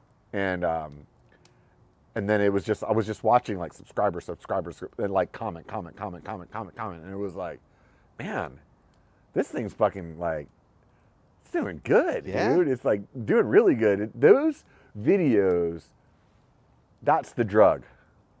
You know what I mean? Like when you get one, then you spend the next 6 months trying to do one again. And that one's still not even like doing as good as like a BKXE video. Yep. I think it maybe has 20,000 views at this point. That's a lot for me. Yeah. But like, it's probably not even there. It's probably like 15. You know, but like either way, that like when you were watching it go like that, you're like, oh dude. That's what makes it fun. Yeah. And it's like you remember why you got into it in the first place, Yeah. which is why it's something I haven't seen on YouTube for a while, because like I did the Sedona video, and the only reason it did any good at all was because Brian shared it or Paul shared it or whatever. Like otherwise it would have just done nothing, and nobody would have watched it. Like the thumbnail wasn't. I don't like. I hate thumbnail design. I know for a fact it's the worst thing, and it honestly keeps me from making videos sometimes. Yeah. But like, it wouldn't have done anything. Then I put out the MTB roll, which I thought was just like ridiculous and purposeful, and like that didn't even get 1,000. Then another video didn't even get 1,000. It's like, man, couple hit after hit, you have to take those and you have to just accept it. And maybe finding the niche. Like I don't want to get like caught up into the trend where it's like, oh, you're just copying Bobo, because I have all these ideas and now those skits are starting to play out on Instagram, which is where I've been dedicating most of my time. I don't think you're like if you did that, you wouldn't be copying Bobo. Like I've thought about that before. Like when we were both smaller, Bobo and I were started-ish around the same time, and our channels used to track like right on each other. And people would compare us consistently because we were both like the beer drinking partiers. Yeah. And there was not another beer drinking partier, you know? And I don't have, like, I've thought about some funny skits, but I never want to film them. Yeah. You know what I mean? Like I had a subscriber, that was my IT guy coming out there. Yeah, user, yeah. I had a subscriber the other day that was like, told me this thing that was fucking hilarious. And I was like, dude, I would love to make this video, but on the other hand, I actually don't want to. Yeah. Like, but I could push that on to Bobo and be like, dude, this is a great idea. Run with it, brother. You know, and I don't remember where I was going with that, but I think what I was getting at is like, don't worry about comparing yourself. Yeah. Like Brian used to say, I want people to copy me. That's flattery. And like, if you can make the skits and like that's what you're good at, then do it. Yeah. It's not like people won't subscribe to you and him, and it's not like people are going to be like, oh, he's just a Bobo copier. Yeah. Like, I personally think, I've told you this a million times, I love the Trailhead Troopers. Yeah. I love it. Like, even if it doesn't do well in views, just keep doing it. Yeah. Just keep doing it. And I feel like maybe just do it on its own channel. So, like, that's what people know. Like, when they subscribe, that's what they're getting. Yeah. And just keep doing it. And even if you only do one every 6 months, it's on its own channel, and the people that subscribe, when they see that one pop back up, they're going to do it again. Yeah. That could be the gold one, dude. I love that thing, dude. I don't know why I've got it in my head, like, because it was one of the funnest shoots we've ever done. Yeah. Like, it was the funnest time and all that stuff. I don't know, like, I think there's part of me that's in a mildly creative rut, like in terms of like creating the long form content, because now I'm making the short stuff and it's getting 100,000 views easy, and I'm getting, we talk about reciprocation for effort. And it's like the idea that like, oh, you see some value, and the value is that people enjoy it and watch it. And it's like, man, if you don't see that, it's demoralizing. And then like, when you go to a platform that's just like, hey, watch this guy, he's funny. And it's like, oh, holy crap, like this is nice. It's like, you know, getting hugs. Your dad gives you hugs all the time, but your mom doesn't. You're like, I don't like my mom, you know? Yeah. That's really deep. No, that never really happened in real life. But the bottom line is you get the idea. It's like, okay, so, but I got some ideas, and now it's just a matter of editing. What I like to do oftentimes is like, I'll emulate films that I really like and directors that I like, because it pushes me creatively to try something I've never done before. Like, for example, the director of Shaun of the Dead. Whoever he is. I knew you were talking about. Yeah. That's Anyways. a great movie. If you watch analysis of the way he directs and the way he makes scenes, even like transitional scenes, interesting, it's like, holy crap, like no other directors can touch stuff like that because they're not creative enough to think about it. And it's like, you can make scenes that are the same, but the way they're executed is so much funner and engaging than like a traditional, like, oh, here's an established shot, here's this. And like, he makes it fun and tells a story in these scenes. And I'm like, dude, I want to shoot scenes like that. Like, I want to shoot, like, there's scenes out of Evil Dead, which I made Kyle watch. If he never watched Army of Darkness, by the way. What? Yeah, what an idiot. Oh my God. He's just as bad as Moonlight. I know. Moonlight has not seen any fucking movie that's worth a shit that we all know. Yeah. Like, I'm pretty sure I made him watch Goonies. You know what I mean? Like Goonies it's just is the like best. Goonies is the best. Yeah, like my kids actually grew up. Every movie that I saw when I was a kid, they got to see. Yeah. My daughter actually beat one of her high school teachers in 80s, 90s movies trivia. And her teacher like thought she was gonna or he or whatever was gonna zing all the kids with it. And the teacher was like, how do you know all those? And she's like, because they're good movies. Duh. You know, Dude, I was rescreening Gremlins recently, and I was watching it for myself because oftentimes I'll watch stuff and I'm like, would this be good for my 6 and 8 year old? Like I'm watching, I'm like, probably not. And I'm like, glad that you did it ahead of time. I never did. I know, yeah. And I just was like all in, and I'm like, oh wow, I don't remember this. Yeah. But the thing is, like, we came out okay. I know, and it's 100% true. It's like maybe we're coddling him a little too much because I feel like we should start diving into some.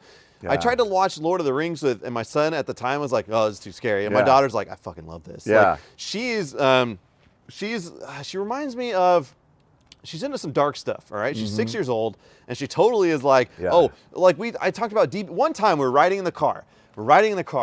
And I was telling you, like, have you guys ever heard of DB Cooper? For whatever reason, it popped in my head. They're like, no, I don't know what that is. I'm like, okay, let me tell you about it. There was this guy who, like, hopped on a plane, and he robbed it, and then he jumped out of the plane. They never saw him again. She's like, really? Yeah. What happened? Did he kill anybody on the plane? I'm like, you're 6 years old. Like, she was like, for weeks and weeks, we ended up finding a YouTube video explaining the whole process. Didn't he rob a bank? I thought he robbed a bank. No, he like jumped on a plane, robbed the plane. He robbed the plane? Yeah, and then he jumped out of the plane. No, he had way more money. He like robbed the bank, dude. No, I thought he stole the money off the plane, didn't he? No, he had more money than that. Otherwise, people wouldn't care about him. But he called the receptionist lady. Why would he jump out of the plane then? He robbed the plane. The money was on the plane. He robbed the bank, got on the plane, and part of his getaway was jump the fuck out of the plane. No, but like he had a thing. He had a note that said, "I have a bomb," like whatever, and like he was gonna. He got something off the plane. Chat. Maybe you need Son to. of a bitch. We need to check us on this. Yeah. Help us out, chat. Jesus, I need to rewatch this video. No, I'm like like 6-year-old's not watching this. Everything in my life has just been falling apart right now. Holy crap! What the hell's going on here? My understanding was he robbed the bank. Yeah. Or whatever. He robbed something that he had all the money with him. Yeah.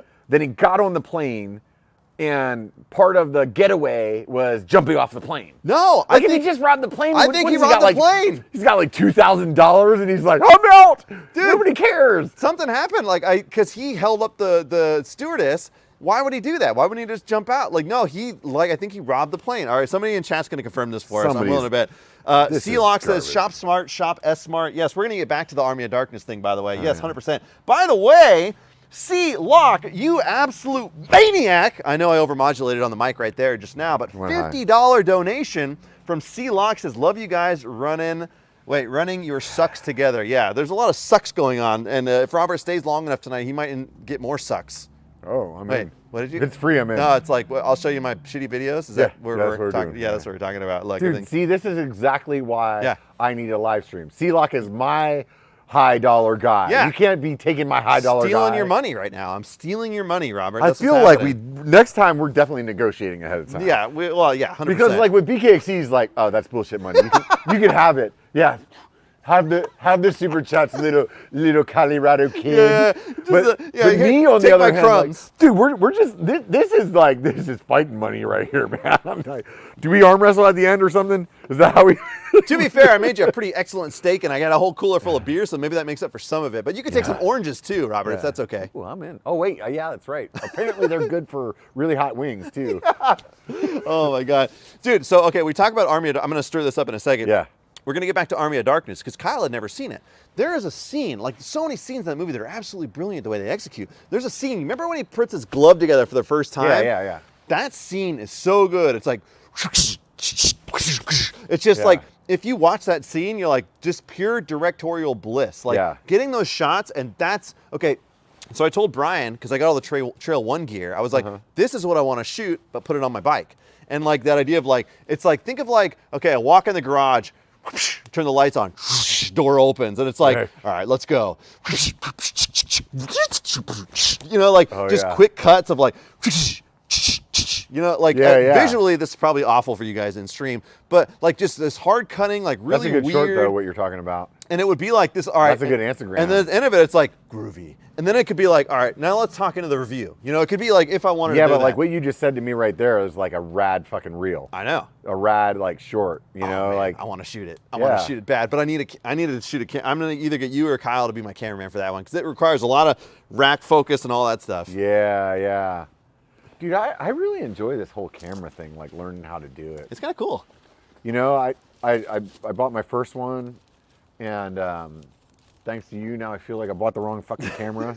What'd you buy? the A6600, and I was like, That's this over is here. I got that, the 65 or 66 yeah. over I was here. like, Yeah. oh, this is a great camera. This will be like way more than I ever need to ever use. Yeah. And it probably is. I still am like using 20% of it, but man, that freaking full frame just looks so good. It's fucking incredible. It Now, looks I will so say, good, dude. this camera over here, I'm going to show you this later tonight.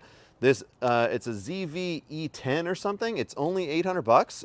It comes Sony. Okay. Comes with the lens, and it has some of the stabilization that my A7S III has, and it's portable. Like, it's pretty small, but the picture quality is really good on it. Like, and like, so I got it. I kind of borrowed it from work, but if I was to put that in a pack, it would be pretty amazing. And it's like cheaper, and it's got the the flip out screen. It's got the stabilization. Dude, I like the 6600 a lot. Yeah. It's a great camera. It really is. It's a really great camera. I feel like the stabilization is a fucking joke, but like as far as like whatever the camera itself does is really good, dude. And then I am one of those people that even though it's expensive, I'm not like, I don't coddle it.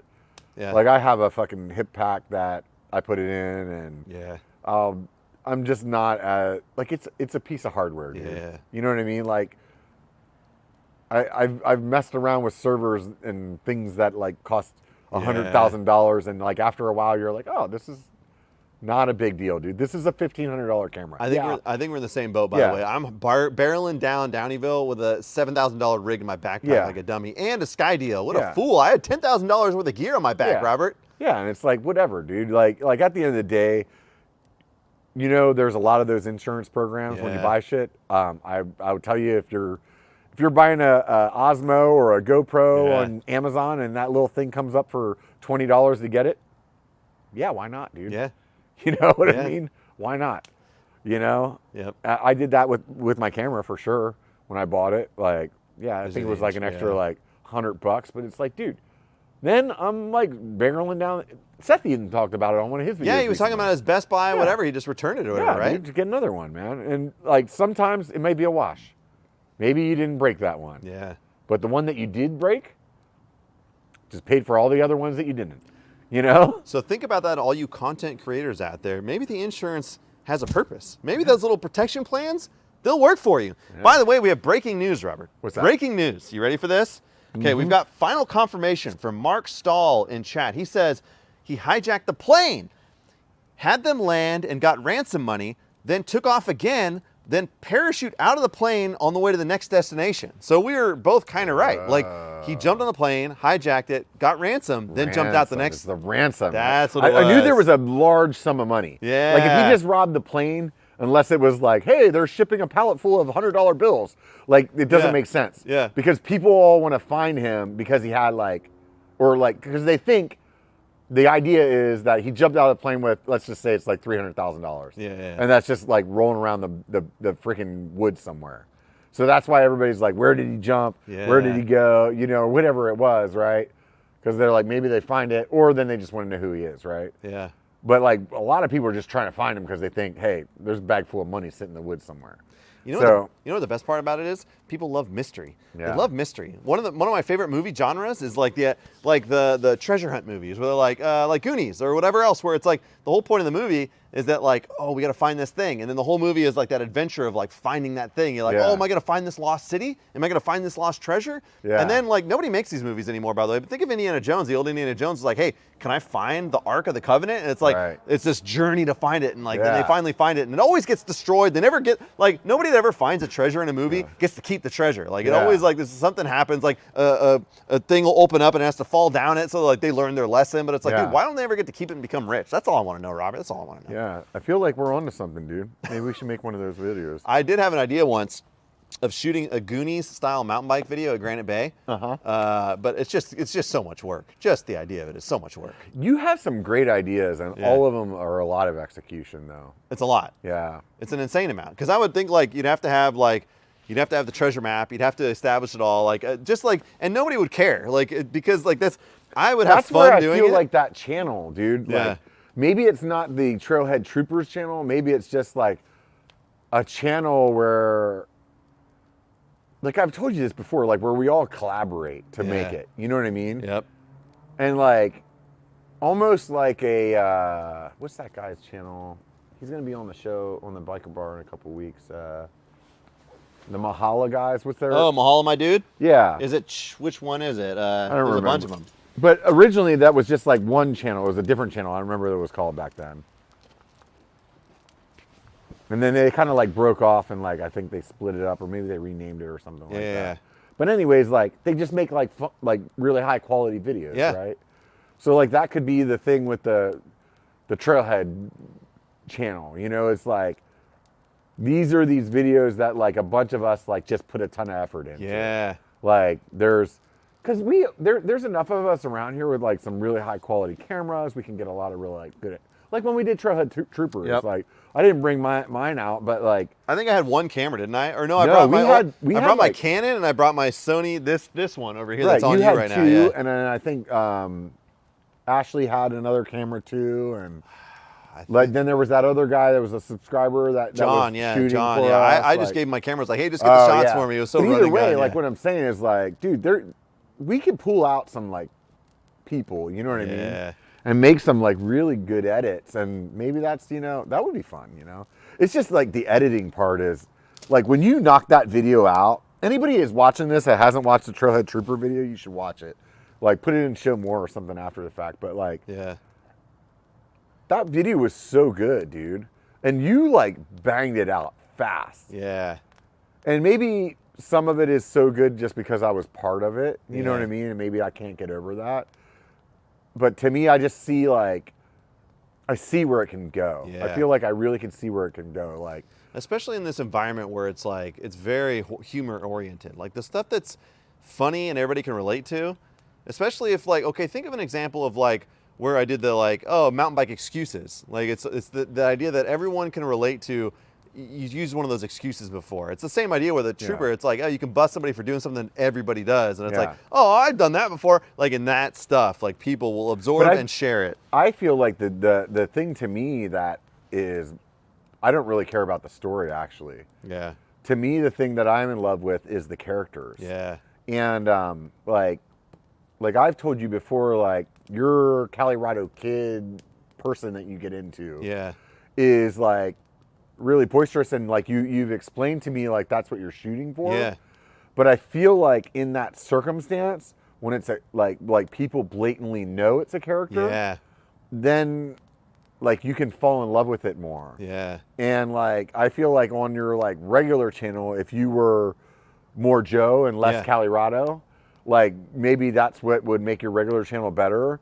But I think in that aspect, like that character, that main guy is Calirado Kid. Yeah. You know what I mean? That like fucking thinks everything about himself. That's the best. Like, just the best. Just fucking loves everything that he like he's like the dude from The Office, basically. Like his own shit doesn't stink. He'd eat it for breakfast. You know? Like, and like in that scenario when people can tell it's scripted, then they really start to fall in love with those people. Yeah. And that's the reason that you watch every show that you watch. Yep. Like, I love It's Always Sunny in Philadelphia. So good. Charlie is my favorite fucking character. He's so, like, everything about him, he's like stupid, but he says funny ass shit. Yep. He like Yeah, so does good. the wrongest things. And it's like, it's just like him and like Danny DeVito, like they're just so good. And that's the thing that draws me about that is like, it's a sitcom on YouTube. Yeah. For mountain bikers. Yep. Like, originally you get the mountain bikers, but later people are just like, dude, it's funny. Yeah. It's like, why do people watch Tacoma FD? It's the same kind of thing, right? Yeah.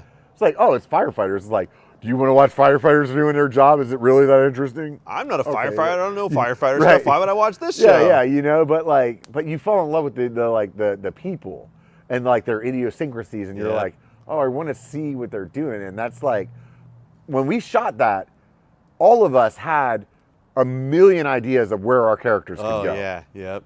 You know, like we talked about like me being the chief. Yeah. And like, cause like how I just was like, came in and was like, what are you guys doing here? Yep. You know, like, and then we were like, oh, well then Ashley and Kyle like you more. But then you're like, you know, you win them back. And like, it's just like so many things that you can do. And Kyle's character was like, so great. Like Kyle's like nervous about actually like not being funny, and that like comes out in his character. Yeah. But he's like fucking hilarious. Yep. In his insecurity. Yeah, yeah. You know, and it's just like, oh my God, this is so good. And you can like just see it going and going like that. I think one of the clips that I filmed from that in my 300,000 Oh, at the video. end of it, yeah, like the very end of like our, Oh, that was by outtakes, accident. I cut that out. Outtakes, yep. No, I cut that out. That Oh was yeah, I totally remember by the end part. accident. Yeah. But there's one in the video like where it's just like Ashley's ranting. You're ranting about how you paid I paid $10,000 for this set, and there's still cars driving by. And Ashley's like, because you paid in Bitcoin, you know. And it's just like that wasn't in your cut. And then like when you guys took off, and like Bike Something's riding away, and like there's just like Kyle like in the moment just like grabs the megaphone. He's like, stop! It's just like, what the fuck, dude? It's just so good. He's like halfway up the hill. So like good. He's just gonna stop and be like, oh, okay, you got me.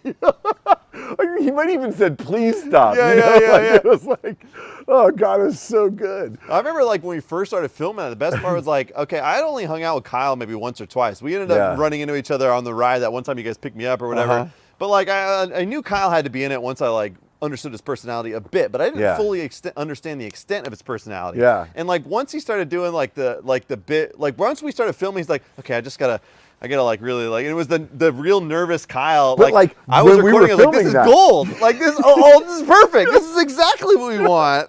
Like all of those parts where he was like, okay, don't start yet. Yeah. And like, but we're filming, right? Yeah. And it's like all those parts was like, this is money. This is the character exactly. Yeah. You know, like, and it was so good.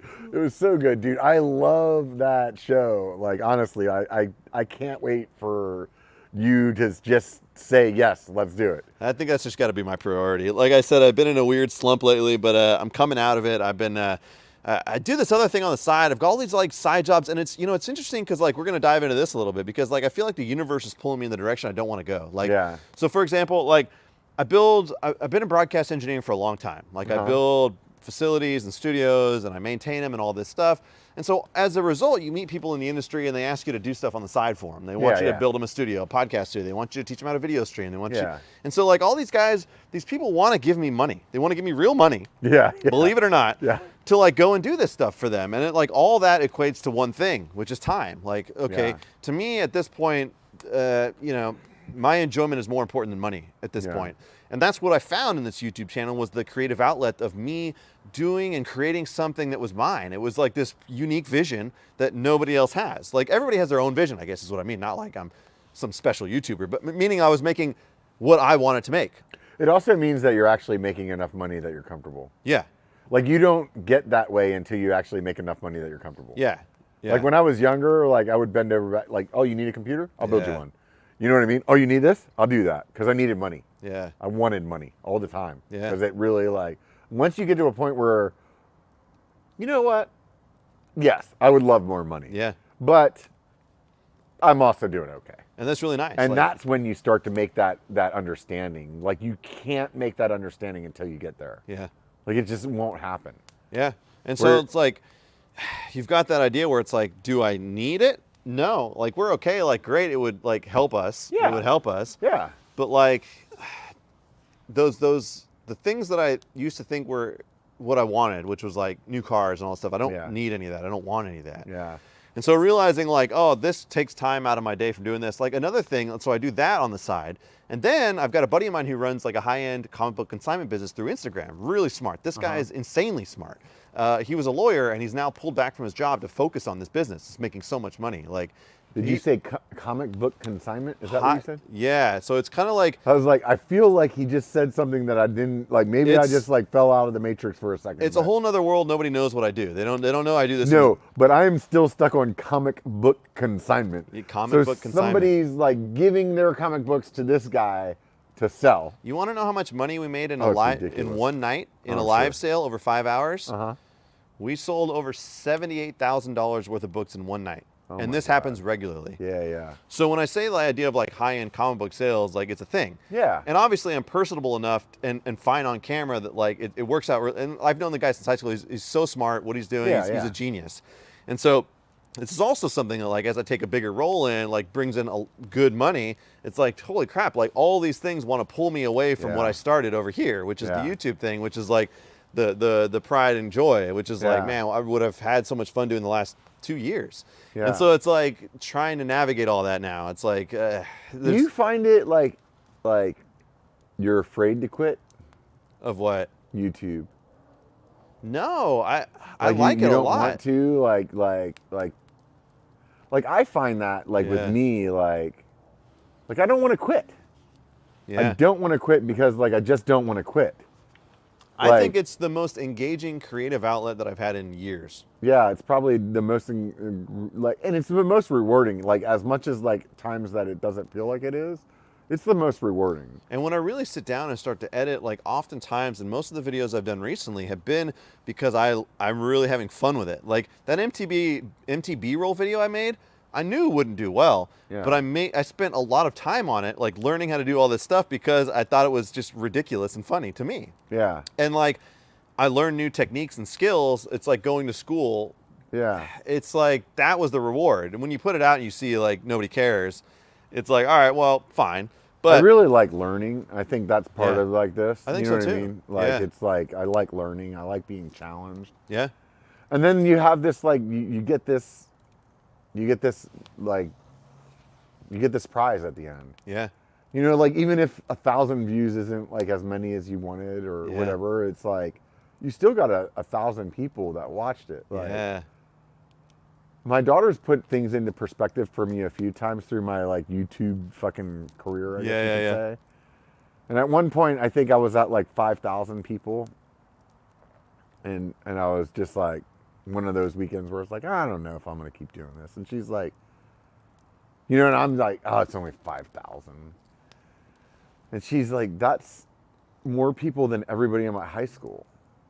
Like that's like yeah, a lot of people, Dad. Like, yeah. and now it's like maybe I've had that same conversation recently. It's like, okay, oh, it's only 15, and it's like, that's. I don't think the Rivercat Stadium holds 15,000 people. Like if you Yeah. sat in the Rivercat Stadium, and all of those people were in there, were like, we're here for Biker. Would you stand on the pitcher's mound and be like, fuck you guys, I'm done? yeah, You know what I mean? Like- Exactly.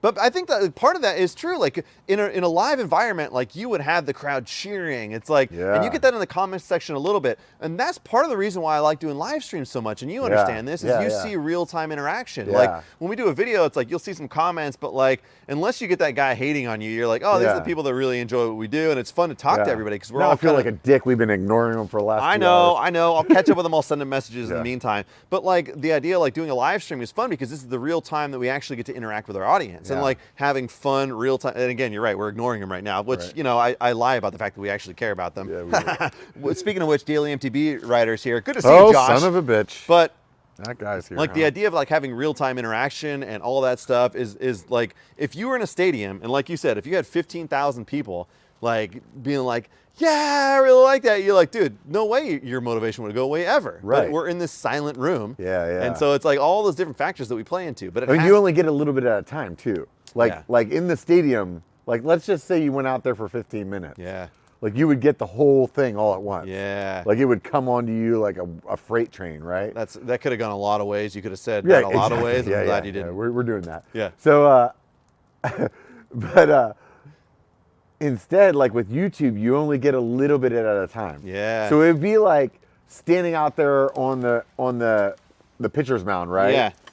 And only like these 15 people on third base cheer, Yeah. and then like a couple hours later, there's like 35 people up on the upper deck that are like, fuck yeah! And then like a day later, there's like 3 people over on first base that are like, yeah, yeah. You know what I mean? So it's like you get the whole stadium, Yeah.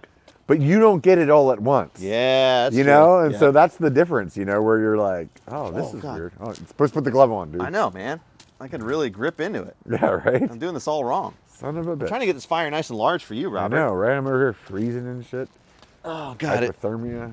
Keep putting my boot up there just in I case. think, yeah, my mic's still plugged in. I totally like clipped I was this. wondering if you were going to burn it off a second ago. I No, wasn't it's sure. fine. It's fine. Everything's fine. It's under Everything's control. fine. So, like, do you like back charge me if I just leave with this road in my pocket? Because that would be weird if I had one. I have another set of 2 of them. I almost thought so Brian, you're telling me it's okay to leave with it? dude, as you know, the amount of money we spent on this hobby is like, and now I'm amassing receipts for the whole tax return stuff this year. And I'm like, wow, I've made horrible decisions across the board. Oh, my first year of doing YouTube where I was like using it for the taxes, all I did, because I'm like very horrible at actually like pre-planning. Yeah. So I was like, oh, I'm running taxes. I'm just going to go to Amazon, and anything that has to do with bikes, obviously has to do with the channel. Yep. And I just went through my Amazon and added that all up. I was like, oh my God. I did bikes and cameras, right? Yeah, so it was like, holy shit. What the hell? Yeah. I didn't even realize, like, you would think that I was actually trying to spend as much money as possible. I know. But I didn't.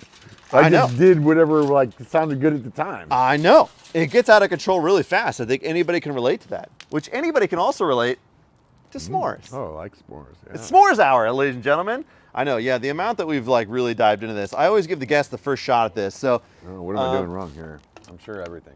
Ooh, Yeah. I'm in for a peanut butter cup. I'm gonna get out of the Yeah, smoke. that's probably a good idea. Yeah, so what else am I supposed to do here? You gotta make a s'more, man. I don't know how to make a s'more. You don't know how to make a s'more? I wasn't ever trained in s'mores. What are you talking about? What I'm just talking shit about. What the hell is with Brian and his like carcinogen marshmallow fetish that he had? He was like, I don't burn them all the way. He said he wouldn't burn them all the way. Yeah. He like made a little carcinogen thing. He was like, he said something, and I feel like part of me wants to know what the fuck he's talking about, but the other part doesn't, because I will fall into that shit. Yeah. You know what I mean? You'll start going down the rabbit hole. Yeah, and I'll just go researching it jump all. right in. I'm like, it's better if I just make fun of him. Yeah. And then everybody laughs, and then we go on about our life. Yeah. But otherwise, he's got me, like, he's piqued my interest. I'm like, what do you mean, carcinogen? You know, like Brian's listened to so many audiobooks and all this other stuff that like he has to kind of know like some things, right? Like what he's talking about. But I was like, dude, you gotta like set it on fire. But I feel like this thing's fucking way too. You know, you extend it. Oh, that one's. No, I'm talking about the peanut butter cup. You give it the old heave ho. You know, you extend it up. There you go. Oh, look at that. Yeah. See, you're high dollar with these, dude. I just got dowels. I went to Home Depot and bought dowels. I'm like, here, kids, stick a stick in the fire. The wife knows what she's doing. The wife bought these? Yeah, she got them. But here's the problem. I feel like I'm gonna brand myself with this thing later, though, by accident, like right across my cheek. It's fine. It's fine. You know. It's oh, fine. that's great. Okay, well, how did Robert get that big U on his face? Oh, everything's fine. Yeah. That's weird. The old Calirado Kid Fireside Chat. Dangerous. Oh, you're burning shit. You got to out. go right. Like once you get the core in, you're good to go. I feel like if you do what you're doing though, is you just have crispy outside, you don't have warm inside. No, I got it warm enough. I don't believe you have. But warm like, inside. look, I got a mustache. All right, so the mustache really does just absorb all this. So it's gonna get really messy really fast. That's what I've learned. Oh wait, I only have one cracker. See, I did something wrong. I knew it. I knew I did something wrong. Spokesman says, wait, what the fuck? He doesn't know how to make s'mores? And Trail Feature says, daily MTB writer, this right here. Yeah, Robert's talking shit about s'mores, but I was playing a character. Josh says, we all know at Calirado Kid does these things to write his grocery bill off for taxes. Ooh. I mean, this is the first year that I'm actually going to write anything off. I think I got monetized. Are you serious? Can I get another cracker? Yeah. At some point in 2022 now? Okay, yeah. At some point in 2021, I got monetized, so it hasn't been that long. It's the first year trying to write anything off. If you guys have done this in chat, like you guys can probably let us know what's going on. Oh man, this is really your first year of write-offs? Yeah. Son of a bitch. Who the hell knows what we're doing? This is a prime opportunity. Oh God, I already dropped the cracker. I broke it. This is a prime opportunity for anybody in chat, by the way. If you guys have any questions for myself, for Robert, anybody else, this is s'mores hour, all right? It's not going to be an actual hour. It's probably going to be more like 10 minutes, and then we're going to call it a night. But if you got any questions, stop already? We're already at 2 hours, Robert. I don't care. That's amazing. And I have to pee like a racehorse. I guess I could just go in the bushes. I feel like you can go to the bathroom. I could totally work it out. But if you guys have any questions, this is your opportunity right now. I'll actually read the chat, believe it or not. This is gonna happen. So here we go. We're enjoying s'mores. Hopefully you guys have some s'mores. You know, it's, yeah, Joe likes it messy. 100% I do.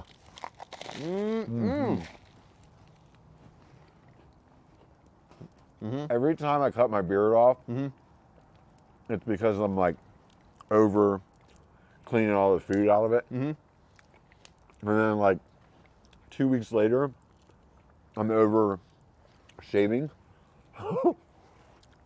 The best part about having a beard is all the flavor savings, you know? All the flavor savings you get in there.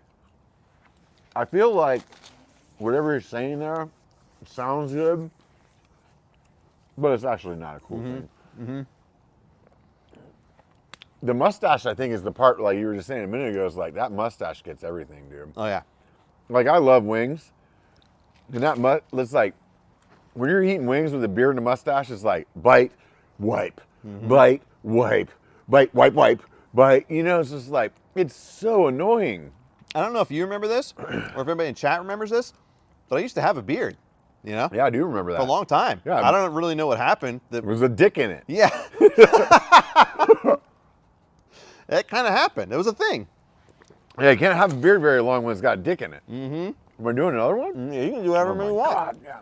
I mean, we're Jesus. Go. Take out a camera or two. Sweet. Oh, yeah, I'm going all in. I've been, like, super good on the diet lately. Thanks a lot for inviting me, asshole. You son of a bitch. Yeah, everything doesn't seem like a great idea right now. That's all right. We'll work it out later. Warm me up with a couple of good freaking beers and boom. Next thing you know, I'm in. Okay, Justin Drake says, POC gear, worth it? Oh, man. I don't have anything by POC, but you know who I do have that's super expensive like POC? Was I got a couple of things from EVOC. I do like EVOC. And EVOC is just as pricey as POC. And I'll tell you, they have this hip pack that everybody loves. It's got this awesome, like, just call it a retention system around your waist. And then I bought their, they have this, another hip pack that's just for cameras and stuff. And it doesn't have that same retention system. What? It's like, are you freaking kidding me? Like, seriously? You have this amazing, like, belt wrap system, and then you shit the bed on an even heavier bag that you're trying to put around somebody's waist. I'm like, I really want, I'm one of those people that's like always coming up with like ideas, you know? Yeah. There's like some things that I really want to really engineer on my own. A good hip pack is one of them. Like for a camera. Another one is, well, one that my biggest pet peeve is the freaking seat post clamp. I hate that. All of my heart, I hate that. The seat clamp, what is it? The clamp on your, like, you ever have to take your seat off so you can put more air in your dropper? No. I don't know what the hell I'm doing with bikes. Okay, well, you ever have to take your seat off to put some grease on the rails so it doesn't squeak anymore? No, dear God, no. No, Yeah. I hire somebody to do that for me. Well, I got I'm telling assistants. you, the guy that's doing it hates that fucking thing, dude. It's horrible. Yeah. It's like, why do we have all this like amazing engineering all over that bike and they're still using this fucked up ass seat clamp? Mm-hmm. Oh, I hate it. That's one of them. There's another one too. Oh, I was trying to talk Brian into it the other day because he was like on his live stream. Anybody got any ideas for Trail 1? I'm like, yeah, dude. Make a chest harness for the GoPro that actually fucking works. Mm-hmm. You know, everybody's like, oh, the GoPro one's great. And then Brian's like, yeah, but you got to add this extra strap. Make one that has the extra strap then, please. Mm-hmm. You're a content creator with a company that's making mountain bike stuff. Please just make one. Mm-hmm. I bought a bunch of stuff, and like we have 3D printers at work. I was like, I'm gonna learn how to do it. I'm gonna make my own. And then it's like one of those moments where you start thinking about it and you're like, you know what? I'm gonna spend a good portion of my life on this. Yeah. Just for like no reason. Yeah. I actually just want somebody else to do this. Yeah. I want somebody else to do this. That's why we have Joe, Trail Features, the good Joe. He will 3D print anything. You just gotta coerce him. You just gotta comment on how nice his beard is. Yeah. And he'll really appreciate it, and he'll 3D print you whatever you need. I didn't know he was growing a beard. In that last video, I saw it. It's not creepy at all. No, it definitely doesn't give you any weird vibes. Okay, he says, how about a contest, Psycho Tiller? Which one you can fit the most marshmallows in your mouth at once? Got to get them all. No, we're not. Look, we're classy. Okay, we're not going to do that tonight. we're high class content is what we make. If there was a biker bar or a biker live stream, it would be you pay us to do about 16 more shots, and then we'll do whatever you want with the marshmallows. Mm-hmm. If you don't know his live streams, they were legendary for getting deleted afterwards because of all the stuff that would happen in them. Oh yeah, there's a few. The guys that were on them, they got some shit on me. Mm-hmm. Mm-hmm. There was definitely a few where I was like, woke up the next day and I was like, I hope I remember to delete that. There was one in particular that was the debut of the Dickbeard song. I remember Crashing Dad coming in live, jumping in and debuting the song before he actually put it on his YouTube page. Yeah. And that was during one of your streams. It just got deleted. Nobody knows. It's in the annals of history. Yeah. That's why I like that. Whenever I'm not eating another one. No, I'm good. I just want to drink more beer. Yeah. But there's definitely, oh, that's not the one I want anymore. Do you want another one of those? Yeah, I do. But I got to pee so bad, Robert. Yeah, go do the bio and I'll carry the people. All right, for a you minute. take over. I'm putting Wait, I was about to tell a story. I'm putting the camera on you. You tell a story. I'll be right back. Everything's fine. Look, no, everything's fine. What was the story I was going to tell? I was starting to tell a story. You got to remind me what it, oh, you're going to leave the hot mic on, dude. Turn off the, no, Aaron already did that in one of our live streams. Aaron did? Yeah, Aaron Oh, I believe it. So anyways, let's go ahead and talk about this. What did I do on that live stream? There was a few live streams that I did that I was really, really concerned in the morning whether or not I left those on, because it was just fun. And a lot of there was one where it was something like every $20 super chat I would do a shot, and we did a lot of shots. And the more shots that you do, the more dumb stuff that you do, and the more dumb stuff that comes out of your mouth. That was pretty entertaining. But what I was saying is the reason that I always deleted them was because when, like, for me, it's like you put those live streams on, for the most part, not many people watch a live stream, like that kind of live stream where it's just like bullshit and hanging out kind of live stream after the fact. So there's no real reason to like leave it up so other people can watch it. And then plus, I always wanted to make it so that whenever somebody sees that notification that I was going live, it was like, dude, you have to be there or you're gonna miss it. Like whatever it is. Like if you're not there, you miss it. So that was the reason that I always deleted them, because I felt like it just makes it better. Let's see here. What do we got going on in the chat? What do you guys got going on? Everybody. What do you guys think that my favorite band was in high school? Let's see. What do you guys think? Because I'm 40. I got to think about this. I'm 44 years old. So I was in high school in the early 90s. So I graduated in 1995. What do you guys think the favorite band in high school was? I'm gonna drink this Breaking Bud right now. If you guys aren't from around here, there's a brewer called Knee Deep, and they made this beer called Breaking Bud, and it's got a little hoptologist guy on the front of it. Makes it look like he's from Breaking Bad, but he's not. So, anyways, so we're trying to see, put out the computer fire. Apparently, there's a computer fire. Is there a computer fire? Computer fire? What are we talking about? So I asked everybody what what they think my favorite band was in high school. So In high school? Yeah. What year did you graduate? I graduated in the future, Robert, in the year 2000. 2000? Yeah. Oh wow, dude, that's when I had my son. My son was born in 2000. Really? Yeah, yeah. Well, now I don't feel as old. Yeah, well, I started really young, so. Okay. Oh wait, I got a marshmallow in the side of my mouth. Yes, you do. Oh wow, why do I gotta get text messages about I this? don't know. Everything's Nobody fine. in the Look, chat? Ow! I got shocked by this thing. All right, You deserve it. Hold on. Yeah, my wife brought out wet wipes. I don't want your wet wipes. Here, just take a wet wipe. It's fine. I feel. Oh, I'm gonna stoke this fire, and then hold on. We got a couple more things we're gonna talk about before we close it out tonight. We're not closing anything out. We're not closing it out. We're gonna close out to close. Wait. This is gonna be a biker fucking live stream. Oh no! I ruined it. Yeah, Okay, that's right. Hold on. What do you have this thing? Ah! Why do you have a grate in there? I don't know. I feel like you're a fake fire ring guy. No. You're faking it.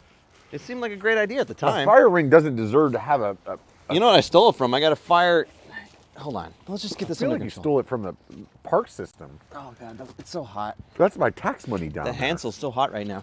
No, I had this in the house, and I was like, let me bring it out here. It makes it easier to get it going because you get airflow underneath. And it was just like, whatever. You got a fireplace in there? Yeah, we got this house is built in the 50s, so we actually have a fireplace, which is like impossible to insure now. If you have an actual fire, it's like, that's how people heat their homes, right?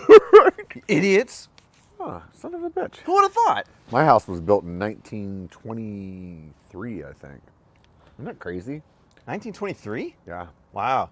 Yeah, that was like in World War II. You think about like what kind of fucked up shit happened in these walls. You know what I mean? Yeah. Like what really happened in here? Yeah.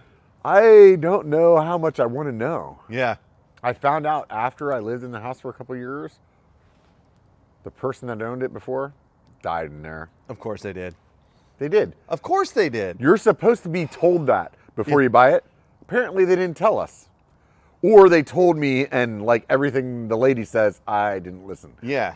I don't know which one happened. Which seems highly probable. Very probable. Because the lady's like, they never told me that. And I was like, but maybe they only had to tell me that. Yeah. And there's a good chance that they only told me. I was like, oh yeah, that's cool. Yeah. Great. This is a really lovely bedroom you have here. Yeah, can you shut the fuck up and tell me, like, can we drop it down another $5,000 or like? Yeah. Oh wait, are you still gonna pay closing costs? Or Yeah, am I? yeah. Okay, lady died. Cool. Whatever. Yeah, right. Yeah, I'm in. I don't even give a shit. But do you believe in ghosts? No, not really. Like it's like okay, so it's all evidence. Like I love the idea of evidence, and I don't like ever knock anybody that has seen a ghost. Yeah, like, yeah. Never once like have I like been like, oh, you're an idiot. You're right. Like it's fine, but it's like the idea that like I've never seen anything in my life, in my experience, that could make me want to think that's a thing. Even though it'd be cool to like aliens. Like obviously with the expanse of the universe and all that stuff, probability wise, it's highly unlikely they've ever visited us or seen us or anything. But the idea that they exist. How do you think it's highly unlikely?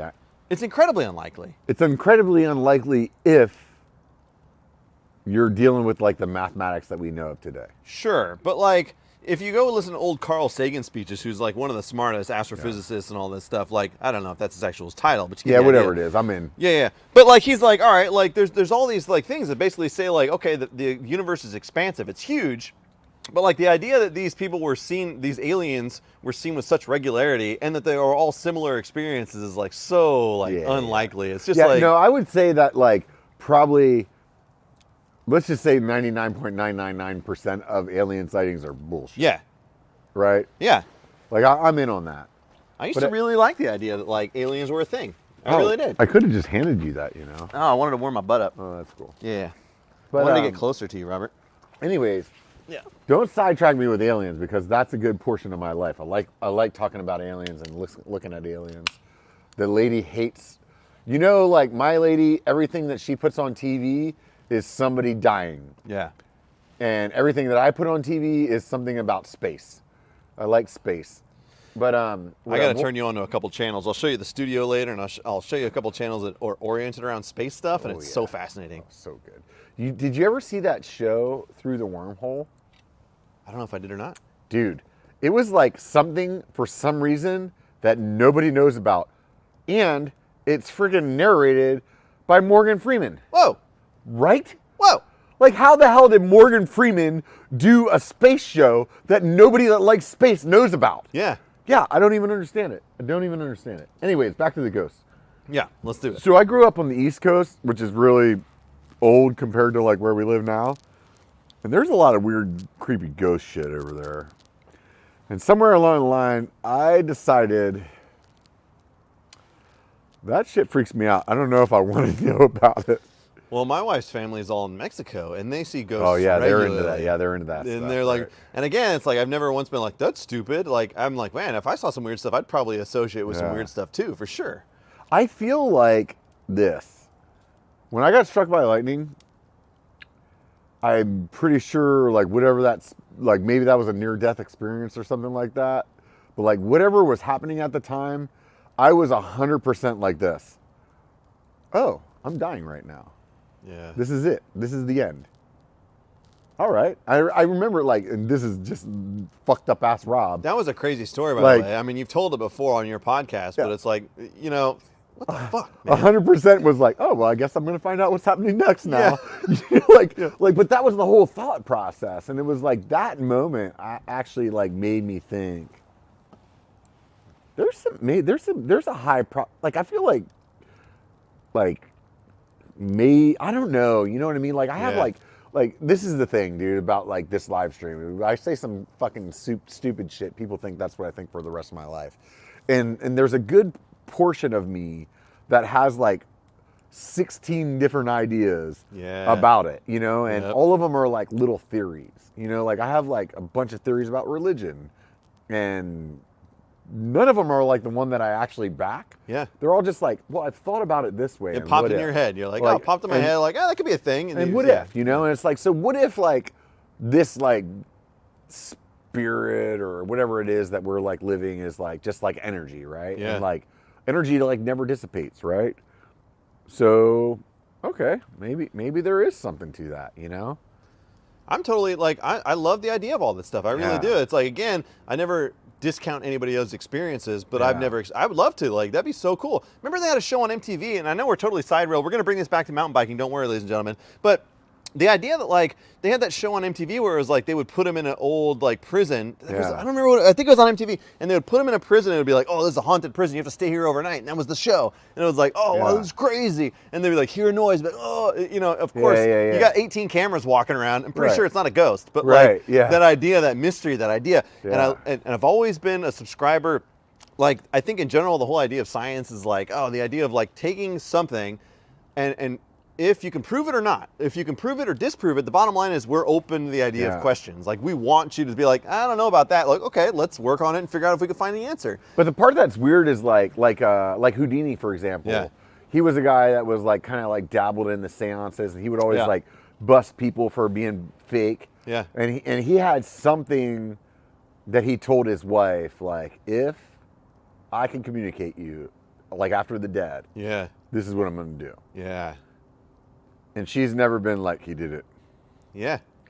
So it's like, there's never been anybody that's like definitively like, hey, Joe said before he died, he was going to carve an X in the wall. Yeah. You know, or like he was going to like knock over a freaking tree, or like, you know what I mean? Like, there's no definitive proof. So that's the part where you're like, maybe this is all bullshit. But how do those like? But like, think about it though. Like, if they're, especially in this day and age, that's the best part about this whole topic and this whole idea is like, okay, especially in this day and age, okay, the idea of aliens, ghosts, all that stuff.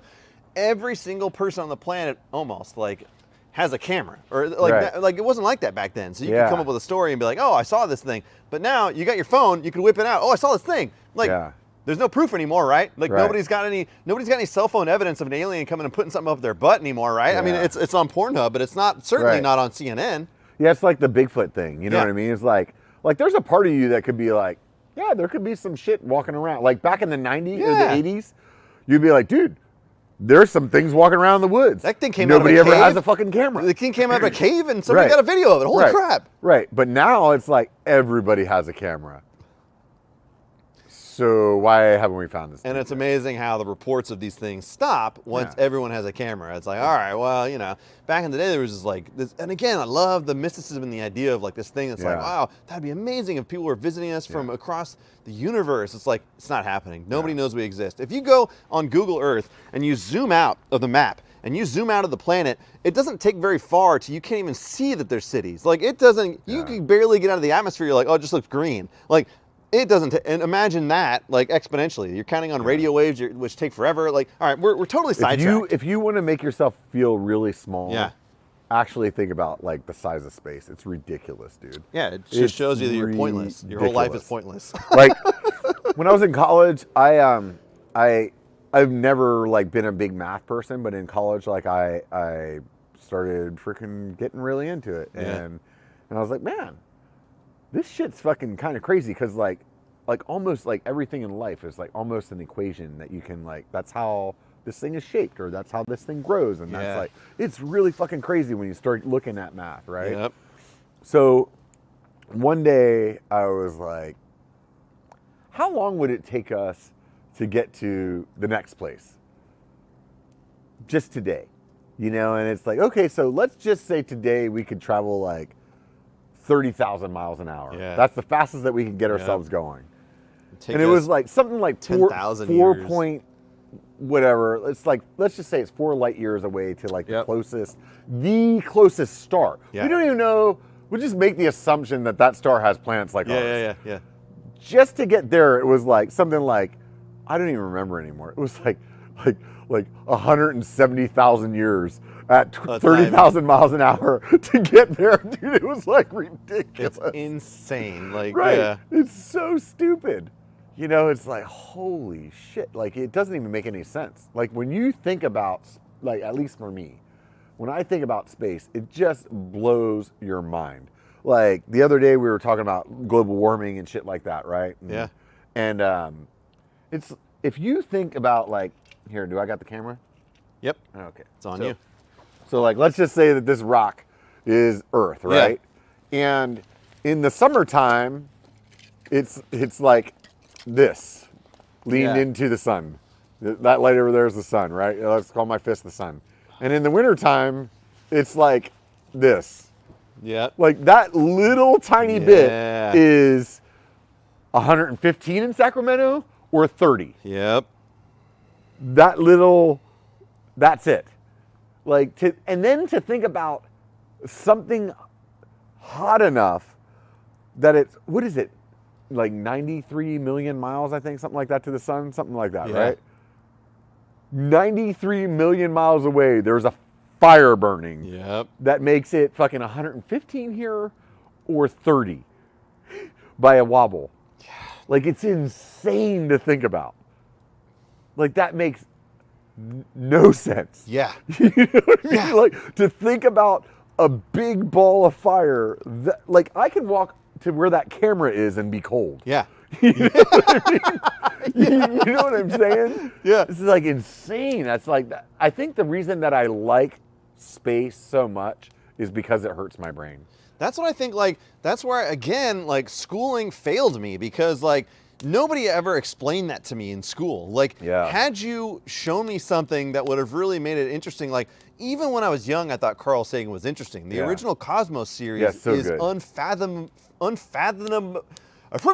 cool. Yeah. It's insane. And then they redid it recently, which is also equally interesting. They covered a lot of great points with Neil deGrasse Tyson. But it's like, if they would have shown that to me in school, I'd have been like, what? Yeah. You know, like, dude, they've been doing it all wrong. Again, I don't know what schools are teaching now, but all you gotta do is put that stuff on and kids will be on board. They have to be. How could you not be? When I was in college, I took this astronomy class and my astronomy teacher did this thing where she was like, I don't remember how she went about it, but she was just like explaining like our solar system, you know?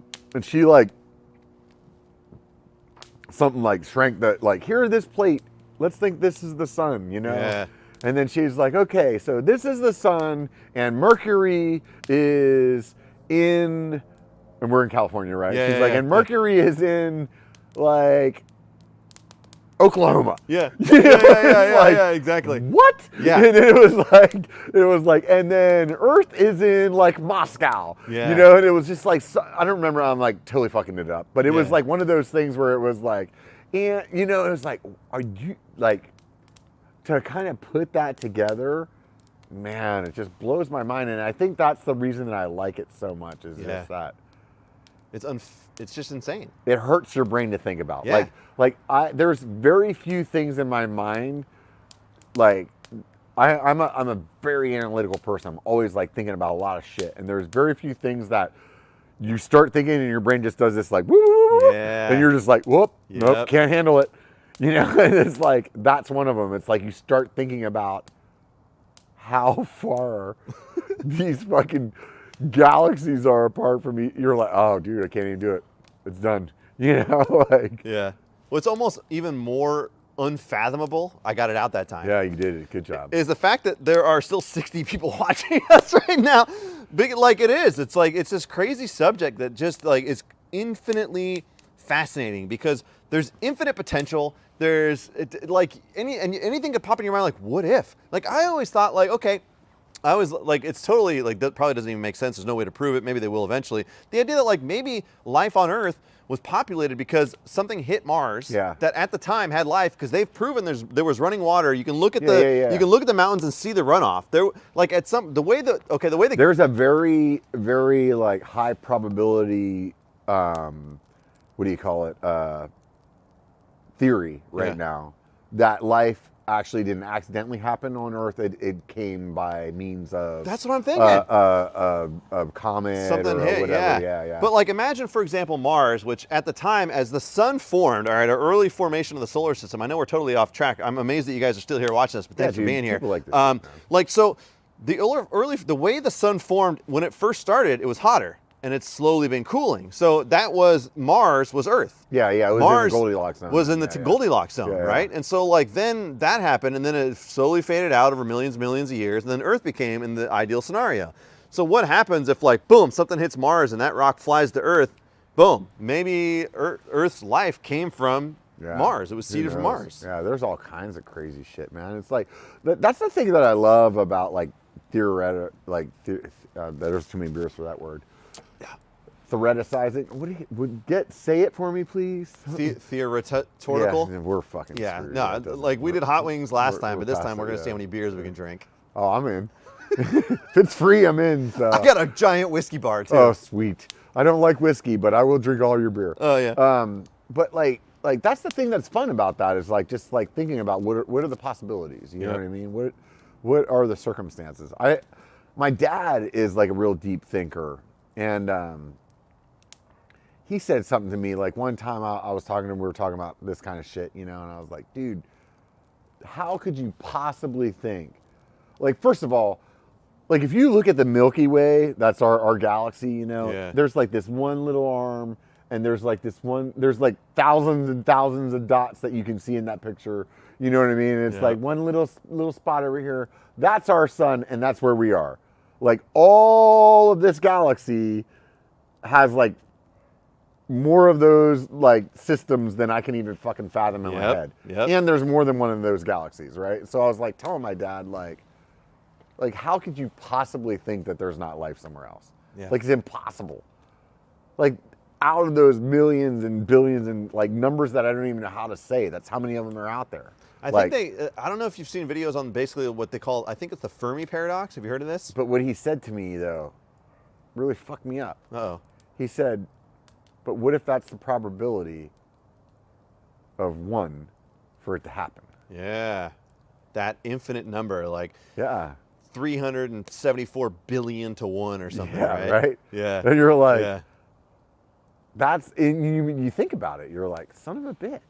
So there's also something, I think it's called the Fermi paradox, the idea that like, okay, so we exist relatively new considering it's 8 billion years old or whatever, but every other places have been like before that. So like maybe they already evolved and killed each other off before that. And they say that major civilizations can take 2 paths. One, they could become so advanced that they do what we do and we just kill ourselves because we're idiots. And which is highly likely what's going to happen. More likely, we kill more ourselves. Than likely. Yeah. Or you evolve past that and you can then start to spread. Like, but the likelihood, they're like maybe every civilization reaches a point where they can't handle it anymore and they destroy themselves. And that's probably what happened to a lot of smart, intelligent civilizations, is they got to the point where they just destroyed themselves. And like, then it was like, oh, that's it. Maybe there's a rule in the universe that essentially like, it just says as you evolve, like most of them just get to the point where they just.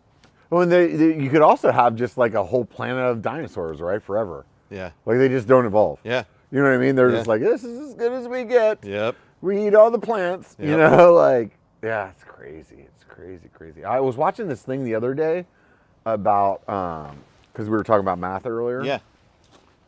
Math is my specialty. I'm There's so good at this math. like theory that like repeats itself through everything in life.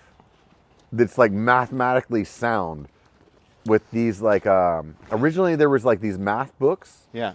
And books. Yeah, and they would have like it would be like instead of having a calculator, like all the solutions to the problems were in these books. Yeah. And they noticed that like the pages in certain sections were only getting worn. Yeah. And there's this actual like probability, like they were saying that this is part of the way that IRS freaking can check to see if people are lying on their taxes, because these numbers fall in a certain pattern no matter what. So it's like if you take, I'm gonna like fuck this all up, but I'm gonna explain it the best that I can. Let's say like we had 1 through 1,000, right? And we randomly pick like 100 numbers. Sure. This certain number of those numbers is going to be starting with the digit 1. This certain number of numbers is going to be starting with the digit 3. This certain number is going to be starting with the digit 5. And it's mathematically sound always. Wow. Always. Like you could go through and like, if you're doing the thing right, like randomly pick a page in a book and then you calculate these numbers, it falls to that theory. Wow. And it's fucking amazing. But it's one of those things that like makes you just like, how is there that much like that's like that perfect? So like one of those theories that I was talking about that like makes your like head go funny, there's like a matrix theory, right? That we're in a simulation? Simulation. Yeah, and yeah, like that kind of shit where you're like, well, damn, dude, if it's that like dialed, that seems programmed. I was thinking, but that lends into God then, though. Yeah, yeah, you know yeah. what I mean? Like, Yeah. like it's like leads into so many different ways. just some programmer. Yeah. Okay, like now we're totally off topic, Yeah, but yeah. like I was thinking about this the other day too, and here's what's interesting to me. I was like, man, if this is a simulation, what kind of idiot is playing me as a character? Right. Like what they must have the most boring time. Like, right? you know, you or think are about, you like, just like a B character? am I an NPC? Yeah, an NPC. That's the word. That was it. Yeah. God, I was like, man, it's so funny. It's like the idea of being in a simulation. Like, if somebody's actually playing it, or if we're Yeah. NPCs, like, oh, who are the characters Yeah. in this story? Like, or is it the Bezoses of the world? They're Yeah. like, oh yeah, we're working our way to the top. Yeah. I used to have this like one of the, like I said, I got a bunch of like funny little things that thought processes I've Yeah, gone yeah. through. And there was one where it's like, you know how you have like an ant farm, right? Mhm. And you can like, oh, there it is. They're all living in there. Yep. They're living their lives, doing their thing. Or you can like, you can buy a little glass globe that is completely sealed, and inside of there's a whole ecosystem. Yeah. Like it'll never die. Yep. Like, and they're just like making oxygen and pooping and living and whatever. They're just still in there, right? It's like, oh, this is cool. It's up on my mantle. Yeah. Like, what if that's what your Earth is? Like, Earth is like, what if Earth is like some really advanced civilizations, like some third graders like project? He's like, oh, I'm gonna shoot the right proteins over there, right down in there, right on this comet, and we're gonna see what happens, you know? And he's like, you know what I mean? It's Yeah. like, son of a bitch. It reminds me of a time I went down to the river with the kids. There's a small subsection of the river where water just kind of drains and gets Yeah. still. So we went down and took a mason jar and we scooped Yeah. just a scoop of the water. We Yeah. capped it off and we brought it home. Yeah. And basically within 2 hours, everything had settled, the dirt had settled, the algae had settled, and then you notice all these creatures in there, like Yeah. all these little creatures. There's like these little. I did that in like third grade. Yeah. And I took it in. There was like a tadpole in there. There was Yeah. all this, like a whole life in there. It is incredible. So what I did is I was like, dude, I gotta get a USB microscope. So I got this thing, you can plug it in and take screenshots of it. And so I have these amazing pictures. Like basically these little water snails were in Yeah. there. They started laying eggs. Yeah. So now all these egg sacs are inside of this little ecosystem. It's the craziest thing. Like, and Yeah. we were watching this take place, this world evolve inside of a jar. You're like, Yeah. well, yeah, that's not Yeah. unfathomable. Why am I using that word so Yeah, much? it's It's not human, yeah. unfathomable at all. I used to have a buddy that used to say that he was God. Yeah. And it was like, it was a joke, but it was like also like based in some like theory. And what he would say is like, if you think about your body, like is like, to him, he's like, my body's like a galaxy. Yeah. And he's like, and if you think about like how like planets go around the sun, like the atoms that are inside of my body, there's like a bunch of that. Yeah. You know, and he's like, I'm just walking around fucking dictating whatever the hell they do. You know, he's like, yeah, I get drunk and I'm like, yep, fucked all that up. Yeah, you know, killed all yeah. those cells, See you ya. know, like, whoop, skin that right off. Whoopsie. You know, it's like, he's like, yeah, dude, I'm a god. And I was like, kind of like that. You know, but Makes it's sense. like a bunch of shit like that, you know? It's like, that's crazy to think about. Now I got to send you some videos. Yeah. I'm going to send you some videos that are really cool. You're going to dig them. You know, we were talking about space being so big. Yeah. And it's also weird if you look at it the other way and how small things get. You know what I mean? You just like start like break it down. Yep. You know, like what we were just talking The about. further you zoom in, you're like, that's not dissimilar from what we're experiencing, but it's smaller. But it's like, holy crap. Like, I remember looking at these single cell organisms, like one just comes and sucks up the other one and like fully gets it. It's like, whoa, even like this is happening in a level that we can't even fathom. You need like, oh, God. Fathom again. Yeah, I don't know why I'm dying. Okay, wait a minute. We're gonna get back to mountain bikes. Look, I gotta know where your bathroom is so you can answer questions and then I go to the bathroom. Okay, good. Yeah, you walk in the door and then it's down the hallway at the end of the hallway. The light is on. Okay, so straight in the door, anywhere I want to pee. Yeah. Okay. Preferably in the fireplace. All right. I don't know how to turn this thing off.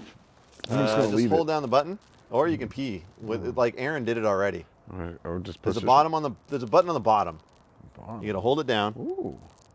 I got a shot of your junk right now. It's really good. That's good. Oh yeah, lights are off. Okay. There you go. Look, ladies and gentlemen, thanks for strapping in. We still have 63 people watching us, Robert, and we're talking about science stuff. You guys thanks for jumping in on this Saturday night. What the hell, why not? I mean, we're here, it's a fireside chat. We're nice and toasty by the fire. We've had s'mores. We've talked about all kinds of topics. We're now diving into space and theorology or whatever. I don't know what we're doing. Trail Feature says, the more terrifying idea is that we are the most advanced civilization. Think about it. Robert with his tribal tattoo. It's one of those joke, dude. I know.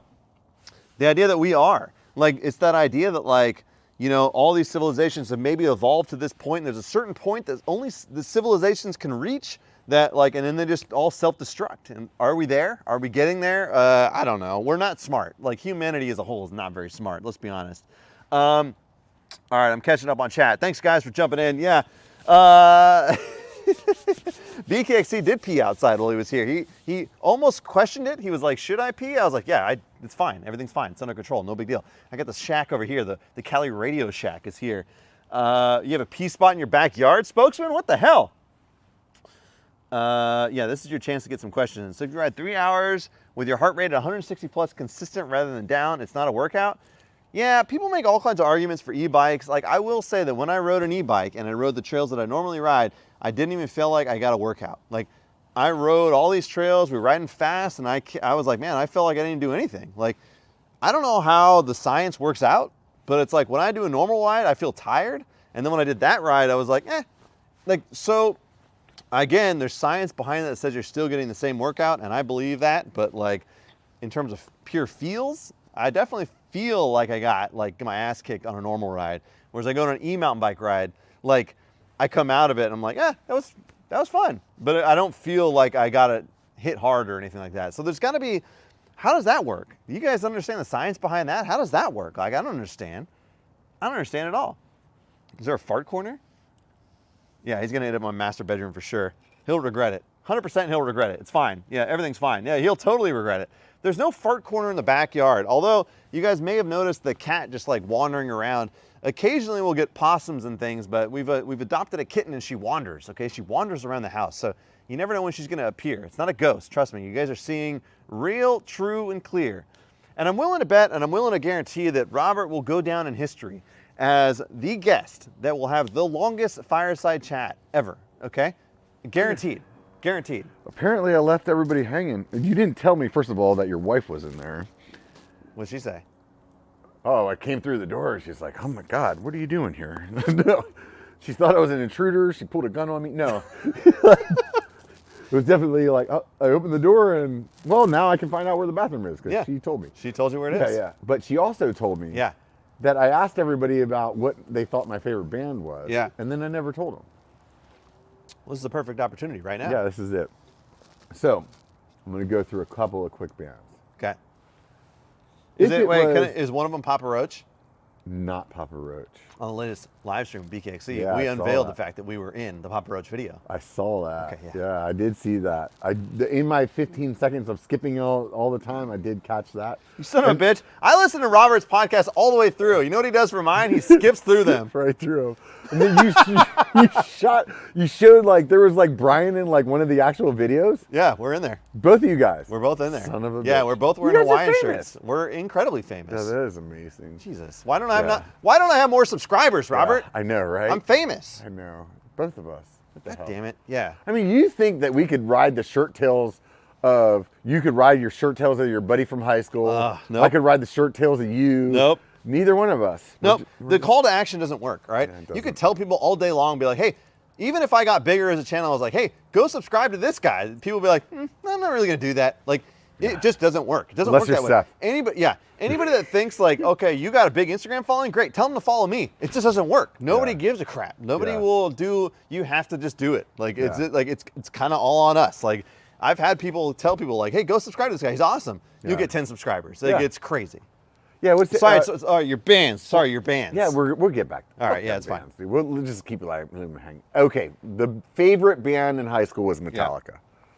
Metallica, yeah, early in high school. As a side note, like related to that, I have recently discovered that my 6-year-old daughter is really into hardcore rock. Like, nice. And I haven't listened to like Metallica, Megadeth. One day I randomly was like, I'm gonna put on some Megadeth in the car, and she was like, "Can we have more of this?" Remember I told you earlier she's a bit like dark, and then she's like, "Can we put on like rock?" And she told me that today we were out in the garage. We were doing chalk and stuff. I was working on the bike. They were doing chalk. She was like, "Can we put on rock today? Can we put on like hard rock?" I was How about like Slayer? She's like, "A little Marilyn Manson, please." She likes it, dude. And I was like, all right, that's and it's funny because like I haven't listened to it in a while. Like, and I thought about the idea that like the hard rock immediately elicits an emotion. Like as soon as you turn it on, you're like, you just and it captures that perfectly in everything that they do. Anyway, sorry. So, I have this thing where I feel like I'm really good at like picking music out, you know, that's gonna get wildly famous. I remember telling people when Metallica was smaller, I was like, this band's gonna be fucking huge. Yeah. I did the same thing with Nirvana, which is also another band that I really liked. Apparently all you have to do is put a child's penis on an album cover and you'll be famous. Yeah, and then you get sued for the rest of your life. Isn't that kid suing him? Yeah. He sued him, lost, and now he's like coming back with a new countersuit. Wow. Wow. Yeah, that's a whole fucking podcast by itself. Okay, there you go. But yeah, that was another one. I remember calling Nickelback, like, and I wasn't really into them, but I just remember listening to it and thinking, yeah, this one's gonna tear the doors down, dude. What was that song they did? I don't even remember, honestly. Wasn't it the one that goes, okay, here, okay, hold on. You ready? It goes like this. Can you take me higher? Oh, you got it. Yeah, dude, I hear it. Like that, right? Okay, yeah, that was definitely one, dude. But I got on the Sublime train late. Brad Knoll was already dead by the time that I got into Sublime. That was another one where it was like as soon as I started listening to it, like I didn't even know he was dead at the time. I was like, oh, dude, these guys are going somewhere. Yeah. And they were like, actually, they're not. Nope. Let me tell you about that. Whoopsie. Yeah. So what about now, though? Like, I keep feeling like, you know, like as you get older, you start to like more and more relate with the like get off my lawn guy. Yeah. You know, like the old dude that's like super like grumpy and pissed off about everything. Yeah. Like when you're younger, you're like, why would they be so angry? Yeah. And then like as we were getting older, we're like, these damn kids nowadays. And their pronouns, what are they doing? You know, when we were young, we only had one pronoun. You know, dude, I think about like what as a parent will I tell my kids is stupid? And I was like, all right, so far nothing really. Like I'm open-minded to everything. I grew up playing video games, so my kid wants to play video games. I'm like, dude, I grew up playing video games. Like he's like, Dad, can you do this? I'm like, boom. He's like, you're fucking amazing. Like, I know I'm amazing. Trust me, I know this already. But like, here's what it is. And you may relate to this. Dubstep. Dubstep sucks. And no one's ever going to like dubstep. And if my kids start getting really into it, I'm going to be like, you're an idiot. Yeah. So when I was younger, obviously I'm into tattoos, right? Yeah. So I remember like getting my first tattoo and I remember thinking to myself, man, when I like my parents and my family were like, oh my God. Yeah. He got a tattoo. That's it. He's in prison. Yeah. You know, like there it goes. You know, and I remember thinking like, what is it that my kids are going to want to do that I'm going to think is fucking ridiculously stupid? Yeah. You know, and I was like, but I felt like, hey, I'm a pretty like hip dude. And then plus like being in IT, like you're kind of like cusping more, like you understand like the younger generation. Yeah, and you also get technology too, which is like our parents never did. Yeah. So like I feel like because of being in IT, like I always kind of like wasn't like getting as outdated as quickly. Yeah, you know? yeah. So I was like always like wondering, like, I wonder what it is that's gonna like piss me off that I don't get. Have you figured it out? It's the stretching. I don't like the stretching of the ears. Like I did the piercings. Like I had my nipple pierced and my eyebrow pierced, my tongue pierced, I did the piercings. But I didn't know that the stretching is what was going to bother me. Wait, so like the floppy, like when floppy flesh? Yeah, when they like stretch their ears out, they like gauge them, you know, like do like the African thing. It's like that's the thing where like I don't care. My daughter gets some piercings. Don't want her to stretch her ears out. That's interesting. You know, it's kind of like where my parents were like, it's okay if he puts a tattoo under his clothes, but not one that people can see. Yeah. And that's kind of like how I'm like, when like to me, I'm like, oh, you know, like, yeah, she could still have a sleeve and she'll look pretty in her wedding dress. Yeah. But she won't look pretty in her wedding dress if her ears are stretched But out. the question is it because you think she'll be socially unaccepted, or it's because it kind of grosses you out? And I think I'm on the grossed out side. Like I'm like, ugh, floppy flesh. Like, they say that's like one of the #1 like reconstructive surgeries in the world right now. To like fixing floppy ears? Like putting the earlobes back together from people stretching them out and they like change their mind. Okay, apparently I have not had that on my Instagram feed like you have, but I am not familiar with this world at all. Like, you don't know what I'm talking about? No, I know exactly what it is, but I've never been bombarded with floppy ears. Oh, I'm not bombarded with it, but it's happening. See, I think it's in your head now. No, it's not, dude. It's like when you see a Tesla, or like you go buy a Tesla and now all you see is Teslas on the Like road. when we were, how old are you, dude? Coming up on 40 this year. Yeah, so you said you graduated in 2000? 2000. Yeah, okay, I graduated so in the future. 5 years Robert. after We've me, established I graduated in the future. Right. So like you're essentially in the same zone as me. Like tongue piercings were cool. Like belly button piercings were cool and like I don't think girls do that anymore, right? Lower back tattoos, which have another name. Yeah, tramp stamps, right? Yeah. That was all the rage, right? Yeah. But like if somebody had like that septum piercing, when we were like in that spot, like there was only like 1 out of every like 1,000 people that had that, and you'd be like, well, that dude's kind of like, he's right on the cusp. Mm-hmm. You know what I mean? Yeah. And now it's like they have that pierced and that pierced and that pierced. They're like, what are you doing over there? How do they not generate like static electricity in their nose? It's like, what do you do? Like, why do you need all 3 of them? Like, okay, get all 3 piercings.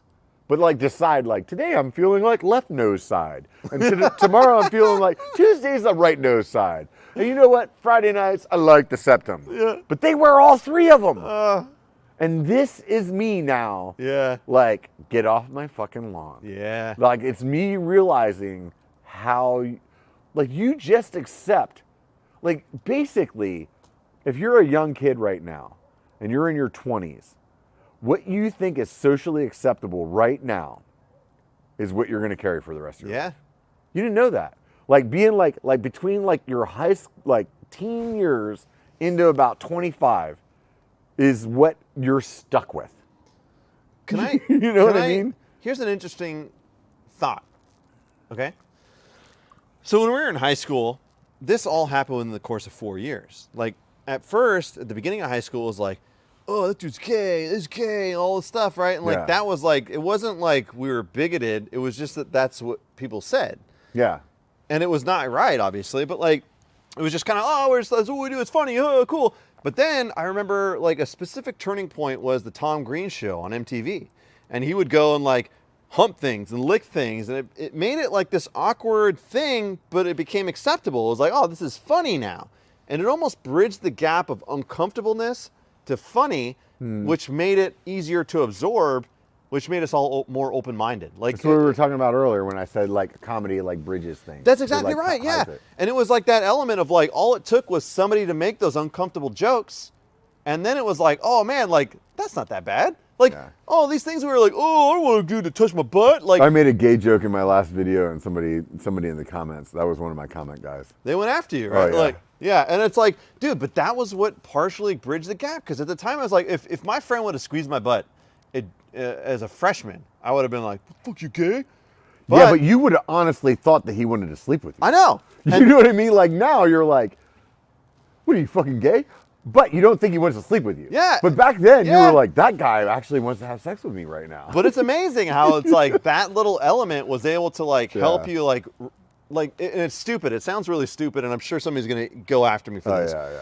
But like it was like those little elements of making it funny and like turning this uncomfortable thing into like a funny thing. Yeah. And then it was like, oh, that's not a big deal at all. Like who cares? And now, especially living in California, we grew up in California. It's like I've never felt like I hated anybody or like did anything like that. But it was like, oh, none of this is a big deal. Like we're all people and we're all rad. Like and we've all come to that conclusion. Like I don't understand how people get so triggered off of words. Like gay is one. Like I get it, dude. Like I understand. Like at the end of the day, I understand. You know what I mean? But I also don't understand. The same thing as like we grew up in that time where you said something was retarded. Yeah. You weren't trying to like lay some big hate crime of injustice onto people. Yeah. You know what I mean? You're like, no, it's just retarded. Yeah. Like I say it all the time. It just is what it is. It's just interesting. It's really interesting, like how fragile people are about like words. And words can be harmful. Yeah, they can be. They definitely can be. I mean, at the very least, like I have to appreciate the fact that we all understand how they can be harmful, and like we can all like openly agree that it's like, all right, I get. We used to say it's like probably not the best now, but it's like we understand. But I feel like we should be able to like, okay, yeah, we know that this is not right. Yeah. Right. However, comma. Yeah. In C-Lock, since he gave you the $50 freaking super chat, we're giving yeah. He always says, however, comma. Yeah. However, comma. You should still be able to do all of those things in the sake of being funny. Yeah. And not be a bigot. I think like you know what I mean. Like if I'm like, hey, there's a bunch of gay guys in the back because they're all squeezed together and they're a bunch of dudes and like and everybody laughs. That should be a joke. Yeah. There shouldn't be like a platform then for somebody to be like, oh my God, you're such a bigot. You're like, oh, take your old jokes and pack them up, you know, or like me saying, dude, that's retarded. Yeah. That is not me saying like, hey, this is this personal circumstance that you have with your child or that your friend or your whatever, and that's what they're going. No, I'm not doing that. Like, I think of like, what would SNL like, what was that skit they used to do? They were the Boston people. They were from Boston. It was like Jimmy Fallon and what's her name? And they were like, that's retarded. Like it was like, you know, it's like, all right, fair enough. Like, but at the end of the day, it's like understanding that. It's like the whole thing that what's the black guy that does the racist? Dave Chappelle. Oh yeah, Dave Chappelle. And he's going through a bunch of shit recently with this whole like transgender thing. And it's like, dude, he's had this transgender, like, oh, I had a transgender friend, but whatever. Yeah. You know, like he's actually not a person that is a bigot or whatever. You know what I mean? Like definitely not in that space. It's a joke. Yeah. And that's the part where like I really struggle with today is that like, yes, words have meaning, but I feel like there should be like a pass for comedy. Yeah. You know what I mean? Like, and that's like really like, think about like some of the most innovative comedians in history have like been on that brink where it's like Eddie Murphy back in the day and like all these guys. It's like, man, being on the brink and being able to comment on social commentary essentially. Yeah. But like in a way that people can laugh at. And it's like, again, that bridge of taking a thing and making it socially acceptable and bringing understanding. And that's really, again. Tell me Dave Chappelle, a black guy. Yeah. Doing a skit about being the head of the KKK. That was the best skit but in not history. knowing it because he's blind is fucking hilarious. One of the greatest skits in history. And what does it do? It like diminishes the value of racism. Yeah. Like in laughing at that, you're laughing at those freaking bigots and those, you know, like, but on the other hand, like there's somebody that could be triggered by that. Think about Mel Brooks. And Mel Brooks's Blazing Saddles is one of the greatest comedies in history, in my opinion, because like what it does is it takes this sheriff who comes into town, which you have all these racist white people, and this guy's smarter, better than them in every way, and it's like so good, this commentary of like, Oh man, that's one of the best movies. It's so good. I can't even utter some of the stuff they say in that movie. Yeah. And you could never make a movie like that today. Yeah. But it's like genuinely amazing because the message is, and Mel Brooks is a kind of a small Jewish director who's a comedic genius. Yeah. And oh my God, it's so good. And his pure social commentary and all that stuff is like, dude,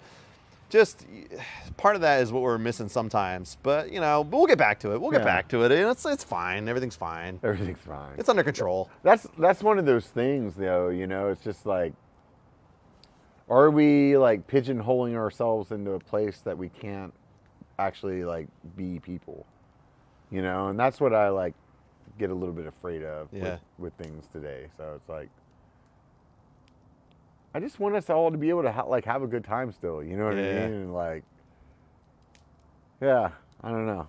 It definitely is. You know what I'm saying? At least we have mountain bikes. Yeah. At least we have mountain bikes to bring us all together. Yeah. At the end of the day, it's like, man, it's so cool that we live in a place where you can be anything and do anything, and it's like we live in a place that we can kind of do that, and it's rad. Yeah. Like we've got such a cool community that everybody can get involved, be involved, work on trails. Like, hey, it doesn't matter who you are, jump in, let's ride. Like, it's so cool. And that's like, we talk about our end goals as YouTube. It's like, where do we go?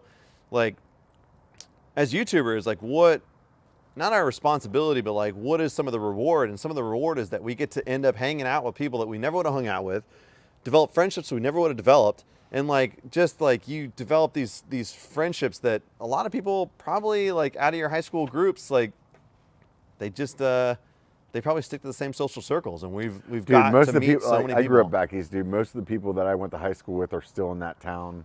And they're just kind of hanging out with the same people. Yeah, some of them live in the same house that their parents lived in, or like, it's just like, there's not a lot of movement back there. And I've had times where like I've run into somebody on the trail and they're like, hey, like I like your channel, whatever. Like, dude, I'm going this way. You can just roll with me, and then we end up and you ride with that person, or somebody invites you out and you go on a ride, and it's like, holy crap! Like then you got a new person to ride with. It's like, dude, it just takes that. It just takes that. Yeah, it's like it makes you feel guilty sometimes because people are like, when you meet somebody new, and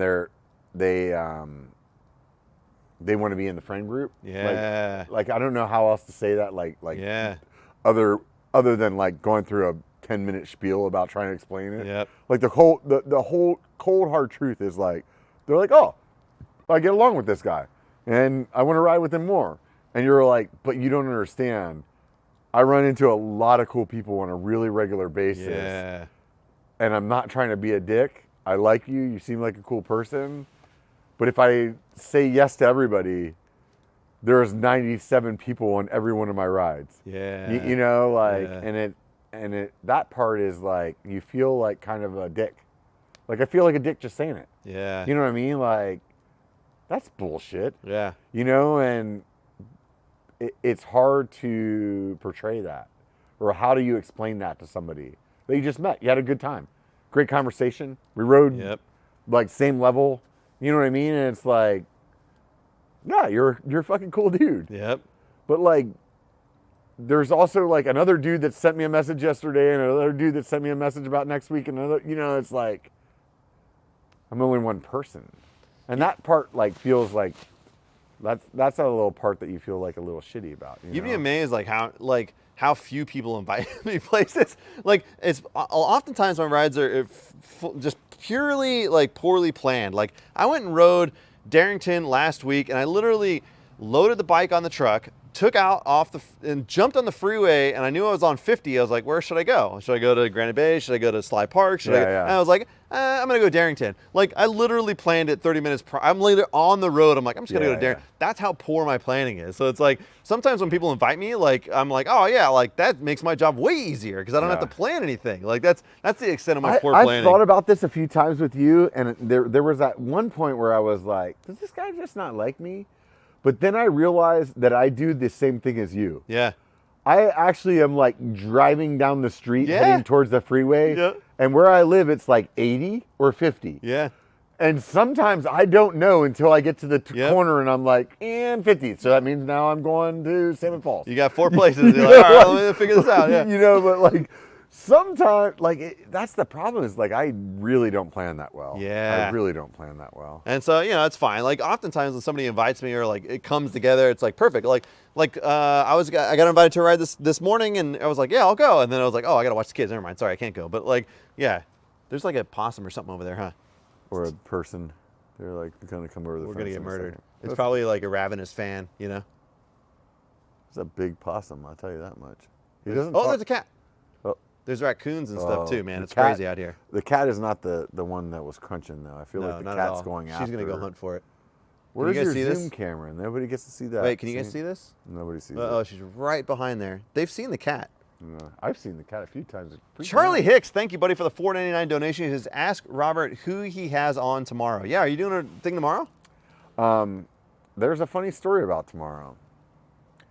I'm supposed to have a guest on. They're actually the people that started the Bentonville Bike Festival. Oh, interesting. Okay. However, I'm trying to cancel on them. Uh-oh. Because my lady's a big Niners fan, and they're playing the championship. Yeah, I'm going to go probably ride Skyline and then go hang out with my dad to watch the game. Speaking of the lady. And it's funny, like, I haven't watched football in a lot of years, but, like, I decided to jump in and watch it. I invited my dad last week, and I smoked a prime rib, and we watched the game, and it was pretty fun. Like, I haven't watched football in so long, in years. Dude, your cat just walked in front of that red light? Oh, yeah, look at that shot. Wait. Oh, my God, she's back there. What the hell? You're stealing the show. When she walked right in front of it, though, I was like, I thought she was on fire for a second, and then I realized, wait, that's not a fire. Oh, my God. Rockville, 8 a.m. I might be riding Skyline, Vince. Yeah, so I'm hoping that there's no show tomorrow because I think they're really busy. I've sent them like 3 emails trying to back out of it. Like, hey, so are you guys cool with rescheduling? And they keep not answering. Go watch the Niner game instead. Yeah, dude, this is the thing, dude, with the fitness and the channel. I spend a lot of time not with her. Yeah. And there's certain circumstances where I'm like, dude, I need to like give her some attention. Yeah. Like today, for example, dude, we woke up together and then I went out and worked on the trail and rode mountain bikes for 6 hours. Yeah. I came home for 15 minutes. Fortunately, she wasn't there. She found something else to do, but it was like I came home for 15 minutes, got a shower, and came here. Like, this is what I did all day. Yeah. And because I've been riding so much to try to lose weight and everything like that, like, I do this a lot. So I really have to recognize, like, dude, you're not, like, giving, like, her the attention. Like, before, when my kids are both out of the house now, so, like, before it would be like, hey, you're fucking off your family, or you're fucking off, you know what I mean? Like, and now it's just her, and on one hand, it's like, man, I'm really grateful, like, that I can just, we can wake up in the morning and I can be like, hey, tomorrow I'm trail building all day and then I'm going to go hang out with Joe, and that's okay. But on the other hand, it's really easy to, like, get caught up in not remembering that you're in a relationship. Yeah. And not that you're trying to. You're just like, you're doing things. Yep. And like, she does the same thing. She's like, oh, well, I went to the basketball game with my friend, and the night before I helped my aunt move, and the night before I had to go, like, help my parents because they have COVID, and I had to drop some stuff off at their house. Yeah. You know what I mean? It's like, but you have to, like, actively, like, be like, you know what? This podcast, as much as I feel great about it, and maybe I pissed the people off from Bentonville Bike Fest and they never want to talk to me. Tomorrow, spend the day with her and watching the game, it means something. Yep. And that's what I need to do. I need to get up, go have brunch with her, even though, like, I'm like, oh, these are calories I don't want to eat. It's like, you know what? Yeah. If you take another 2 weeks to lose those pounds, fuck it, dude. It's worth your relationship. And the truth is, mimosas have orange juice, which is kind of healthy. Yeah. It's mostly sugar, but it's kind of healthy. Yeah. Look, here's the deal. Joe, the good Joe from Trail Feature, says YouTube has killed a lot of relationships. Joe's here? Joe's here. He's been hanging out. Did he hear us talking about his beard? He probably did. Now he did. Yeah, he's fine. Joe's got a great sense of humor. Yeah, great sense of humor. That's what's best about Joe. He's so good. I like that Joe guy. Here's the deal. We're at the 3-hour mark. We're going to call it pretty soon. Even though you and I, we could talk, like, legitimately all night long easily. But we're going to finish out the night because I talked to Brian about this also, and I think it's interesting to get different people's perspectives on like maybe people are getting into the game or whatever, maybe a singular piece of advice you would have for like if you're jumping into this whole YouTube game or you've been in it for a while. All you need is a GoPro and a gimbal. If you guys watch for 3 hours, you'll get that joke. You'll get the joke. A good callback to about 3 hours ago. Yeah. Well, it makes everybody that just skipped all the way to here, 100%. Now they're going to have to go back and listen. Classic Robert, skipping all the way through. Yeah, right. Now, one single piece of advice from here. You know, man, it's really tough, dude. The longer you do this, the more like aspects that you're like, focus on the thumbnail. Oh, focus on this, focus on that. The thing that I can say is be genuine. Don't try to be something that you're not. Like if you like even like you have a character, like I definitely like ramp up like my lady tells me like, "What's up, YouTube?" She's like, "That's not 100% you." Yeah. You know, and I feel like it is. But if she looks at it and she's like, "Dude, you're amping." Then I'm like, okay, I must be, you know. Yeah. But that's me. You know what I mean? Like that, like Calirado Kids, like that is you. So I'm not saying like don't be, like I'm saying be genuine to who you are. What you're like, don't try to be something that you're not. When I first started my channel, my intro video, I thought I needed to like be serious and like. I'm Robert. I'm going to show you guys how you do mountain bike stuff. And this is what I want to do. And I want you guys to like I was talking to them like they were already my friends. Yeah, exactly. You know what I mean? Yep. And a couple videos in, I started drinking some beers and I did this Beer Your Bike video. And it actually was just being me. Yeah. Like just like the dick jokes or the F-bombs or whatever it was. Like just the quirky me, and that video responded. Like it got 30 views instead of 0. You know what I mean? Yeah. But like it was enough that it was like, oh, that was like just be you. And I think that's the bottom line, because the thing with YouTube is that you're building a relationship with your subscribers. Yeah. From the very beginning. From the very beginning, you know what I mean? Like, and so the more genuine you are, the more that people will recognize that. Yeah. So don't like go out and be like, hey, this is what BKXE does. I'm going to be like that. No, do like your way. Yeah. And even if everybody says it sucks, do it your way. Like, cause you're the one that's going to appreciate those videos more than anybody else. So at the very least, if you fail, like in terms of subscribers, you have something that is you being you. You can show your kids. I could get hit by a bus tomorrow. My daughter can show my grandkids who I am because of this channel. And that's interesting because like, it's you think about what you start. One of the reasons I talked about Brian a couple weeks ago about like starting the channel, and one of the things that I held off on starting the channel for a long time was like, everybody's doing mountain bike videos or whatever it is. Like, doesn't matter. It's like everybody's doing this. You're like, yeah, but nobody's doing it the way you would do it. Yeah. Like your voice, your personality, the way you would edit or whatever else can be very unique in its own right, like personality wise. So it's just remind me. Yeah. One other piece, the actual most valuable piece of information I have ever heard in any video about starting your channel and how to do it. I'm pretty sure it was Jordan Boostmaster that I listened to say it. Just start. That's it. Just start. Start making crappy videos. I fucking beat myself up over what I was gonna do, how I was gonna film it, whether I needed to have this GoPro or this gimbal or this bike. Like my Bronson, when I was like, oh, I have to have a nice bike. Nobody's gonna watch me when I don't have a nice bike. No, just start. That is actually the most valuable. Like everything I said about being you, fuck that. Yeah. Don't be you. Like, forget all that. Just start. Like that's really that. Yeah. That's it. Like so many people line themselves up with like all these reasons. The only way that you like your first year of doing YouTube is going to be shit. Yep. It's really not going to be good. Like unless you're Semi-Sendy, who's now in chat, by the way, who owns some sort of production company that came out the gate making amazing videos. Even his first year sucked. I'm pretty sure he's in his first year and he has more subscribers than me. Son of a bitch. You son of a bitch, He Rich. probably has more. You know what? You know why I don't like Semi-Sendy? Yeah. Because he's not riding Santa Cruz anymore. Yeah.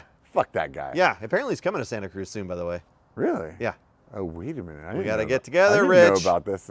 How do we get this guy? Yeah. Rich, let us know. Oh, wait a minute. So he talks to you because he's rich and you ride a Yeti. Is that what it is? Dental You guys anesthesiologist. together. Yeah. I'm not invited. You're going to be invited. That's weird. I've never ridden the flow trail. The flow trail? Yeah. In Santa Cruz? Yeah. Yeah, I don't need to. I'm going to ride it. Have you been to UC? Yeah, I've been to UC. Okay. No, I've never been there. Oh, yeah. Nobody's never ridden never there. been there. Never been there. Big secret. It's not even a real trail. Yeah. 300 cars parked on Highway 9 every weekend or any day of the week. Nobody knows about it. It's not a real trail. Not a real trail, bro. Oh, Hey, man. bro. So wrapping it up? Yeah, we're wrapping it up. Look, it's been an amazing adventure. We've been here for 3 hours. You will forever hold the record for the longest Fireside Chat. No questions asked, like, because nobody's going to have the balls to stay here for 3 hours and chat. Yeah. But it was easy. The 3 hours goes by fast. Yeah, it is. We've been here. It's been amazing. You may or may not have a live stream tomorrow on the Biker Bar, but of course, everybody that's here is subscribed to you already. Otherwise, I would promote the hell out of you. But we already know that everybody's subscribed to the Biker Bar and they're subscribed to the B1ker channel. The B1ker. Oh, I forgot my shirt. I was making a logo last night. This guy is amazing at making logos, by the way.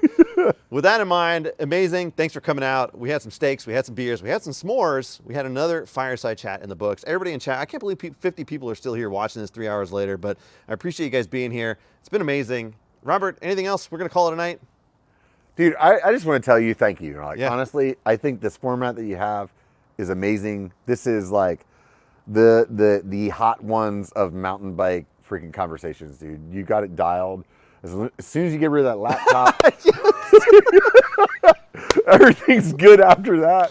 But I feel like, no, dude, I really appreciate it, dude. I appreciate you as a creator. Like, honestly, like, keep doing this, dude. That's what's fun, man. We got a good community. We got a lot of us that we can pull information from and have fun with. And it's like, dude, the sky's the limit. We just got to go out and play. Yeah. So we're going to have some more Trailhead Troopers in 2022, guaranteed. I'm coming out of the YouTube rut. I've been focusing on Instagram, but I'm coming back. I got some ideas. We're going to do it. In the meantime, it's been a hell of a chat.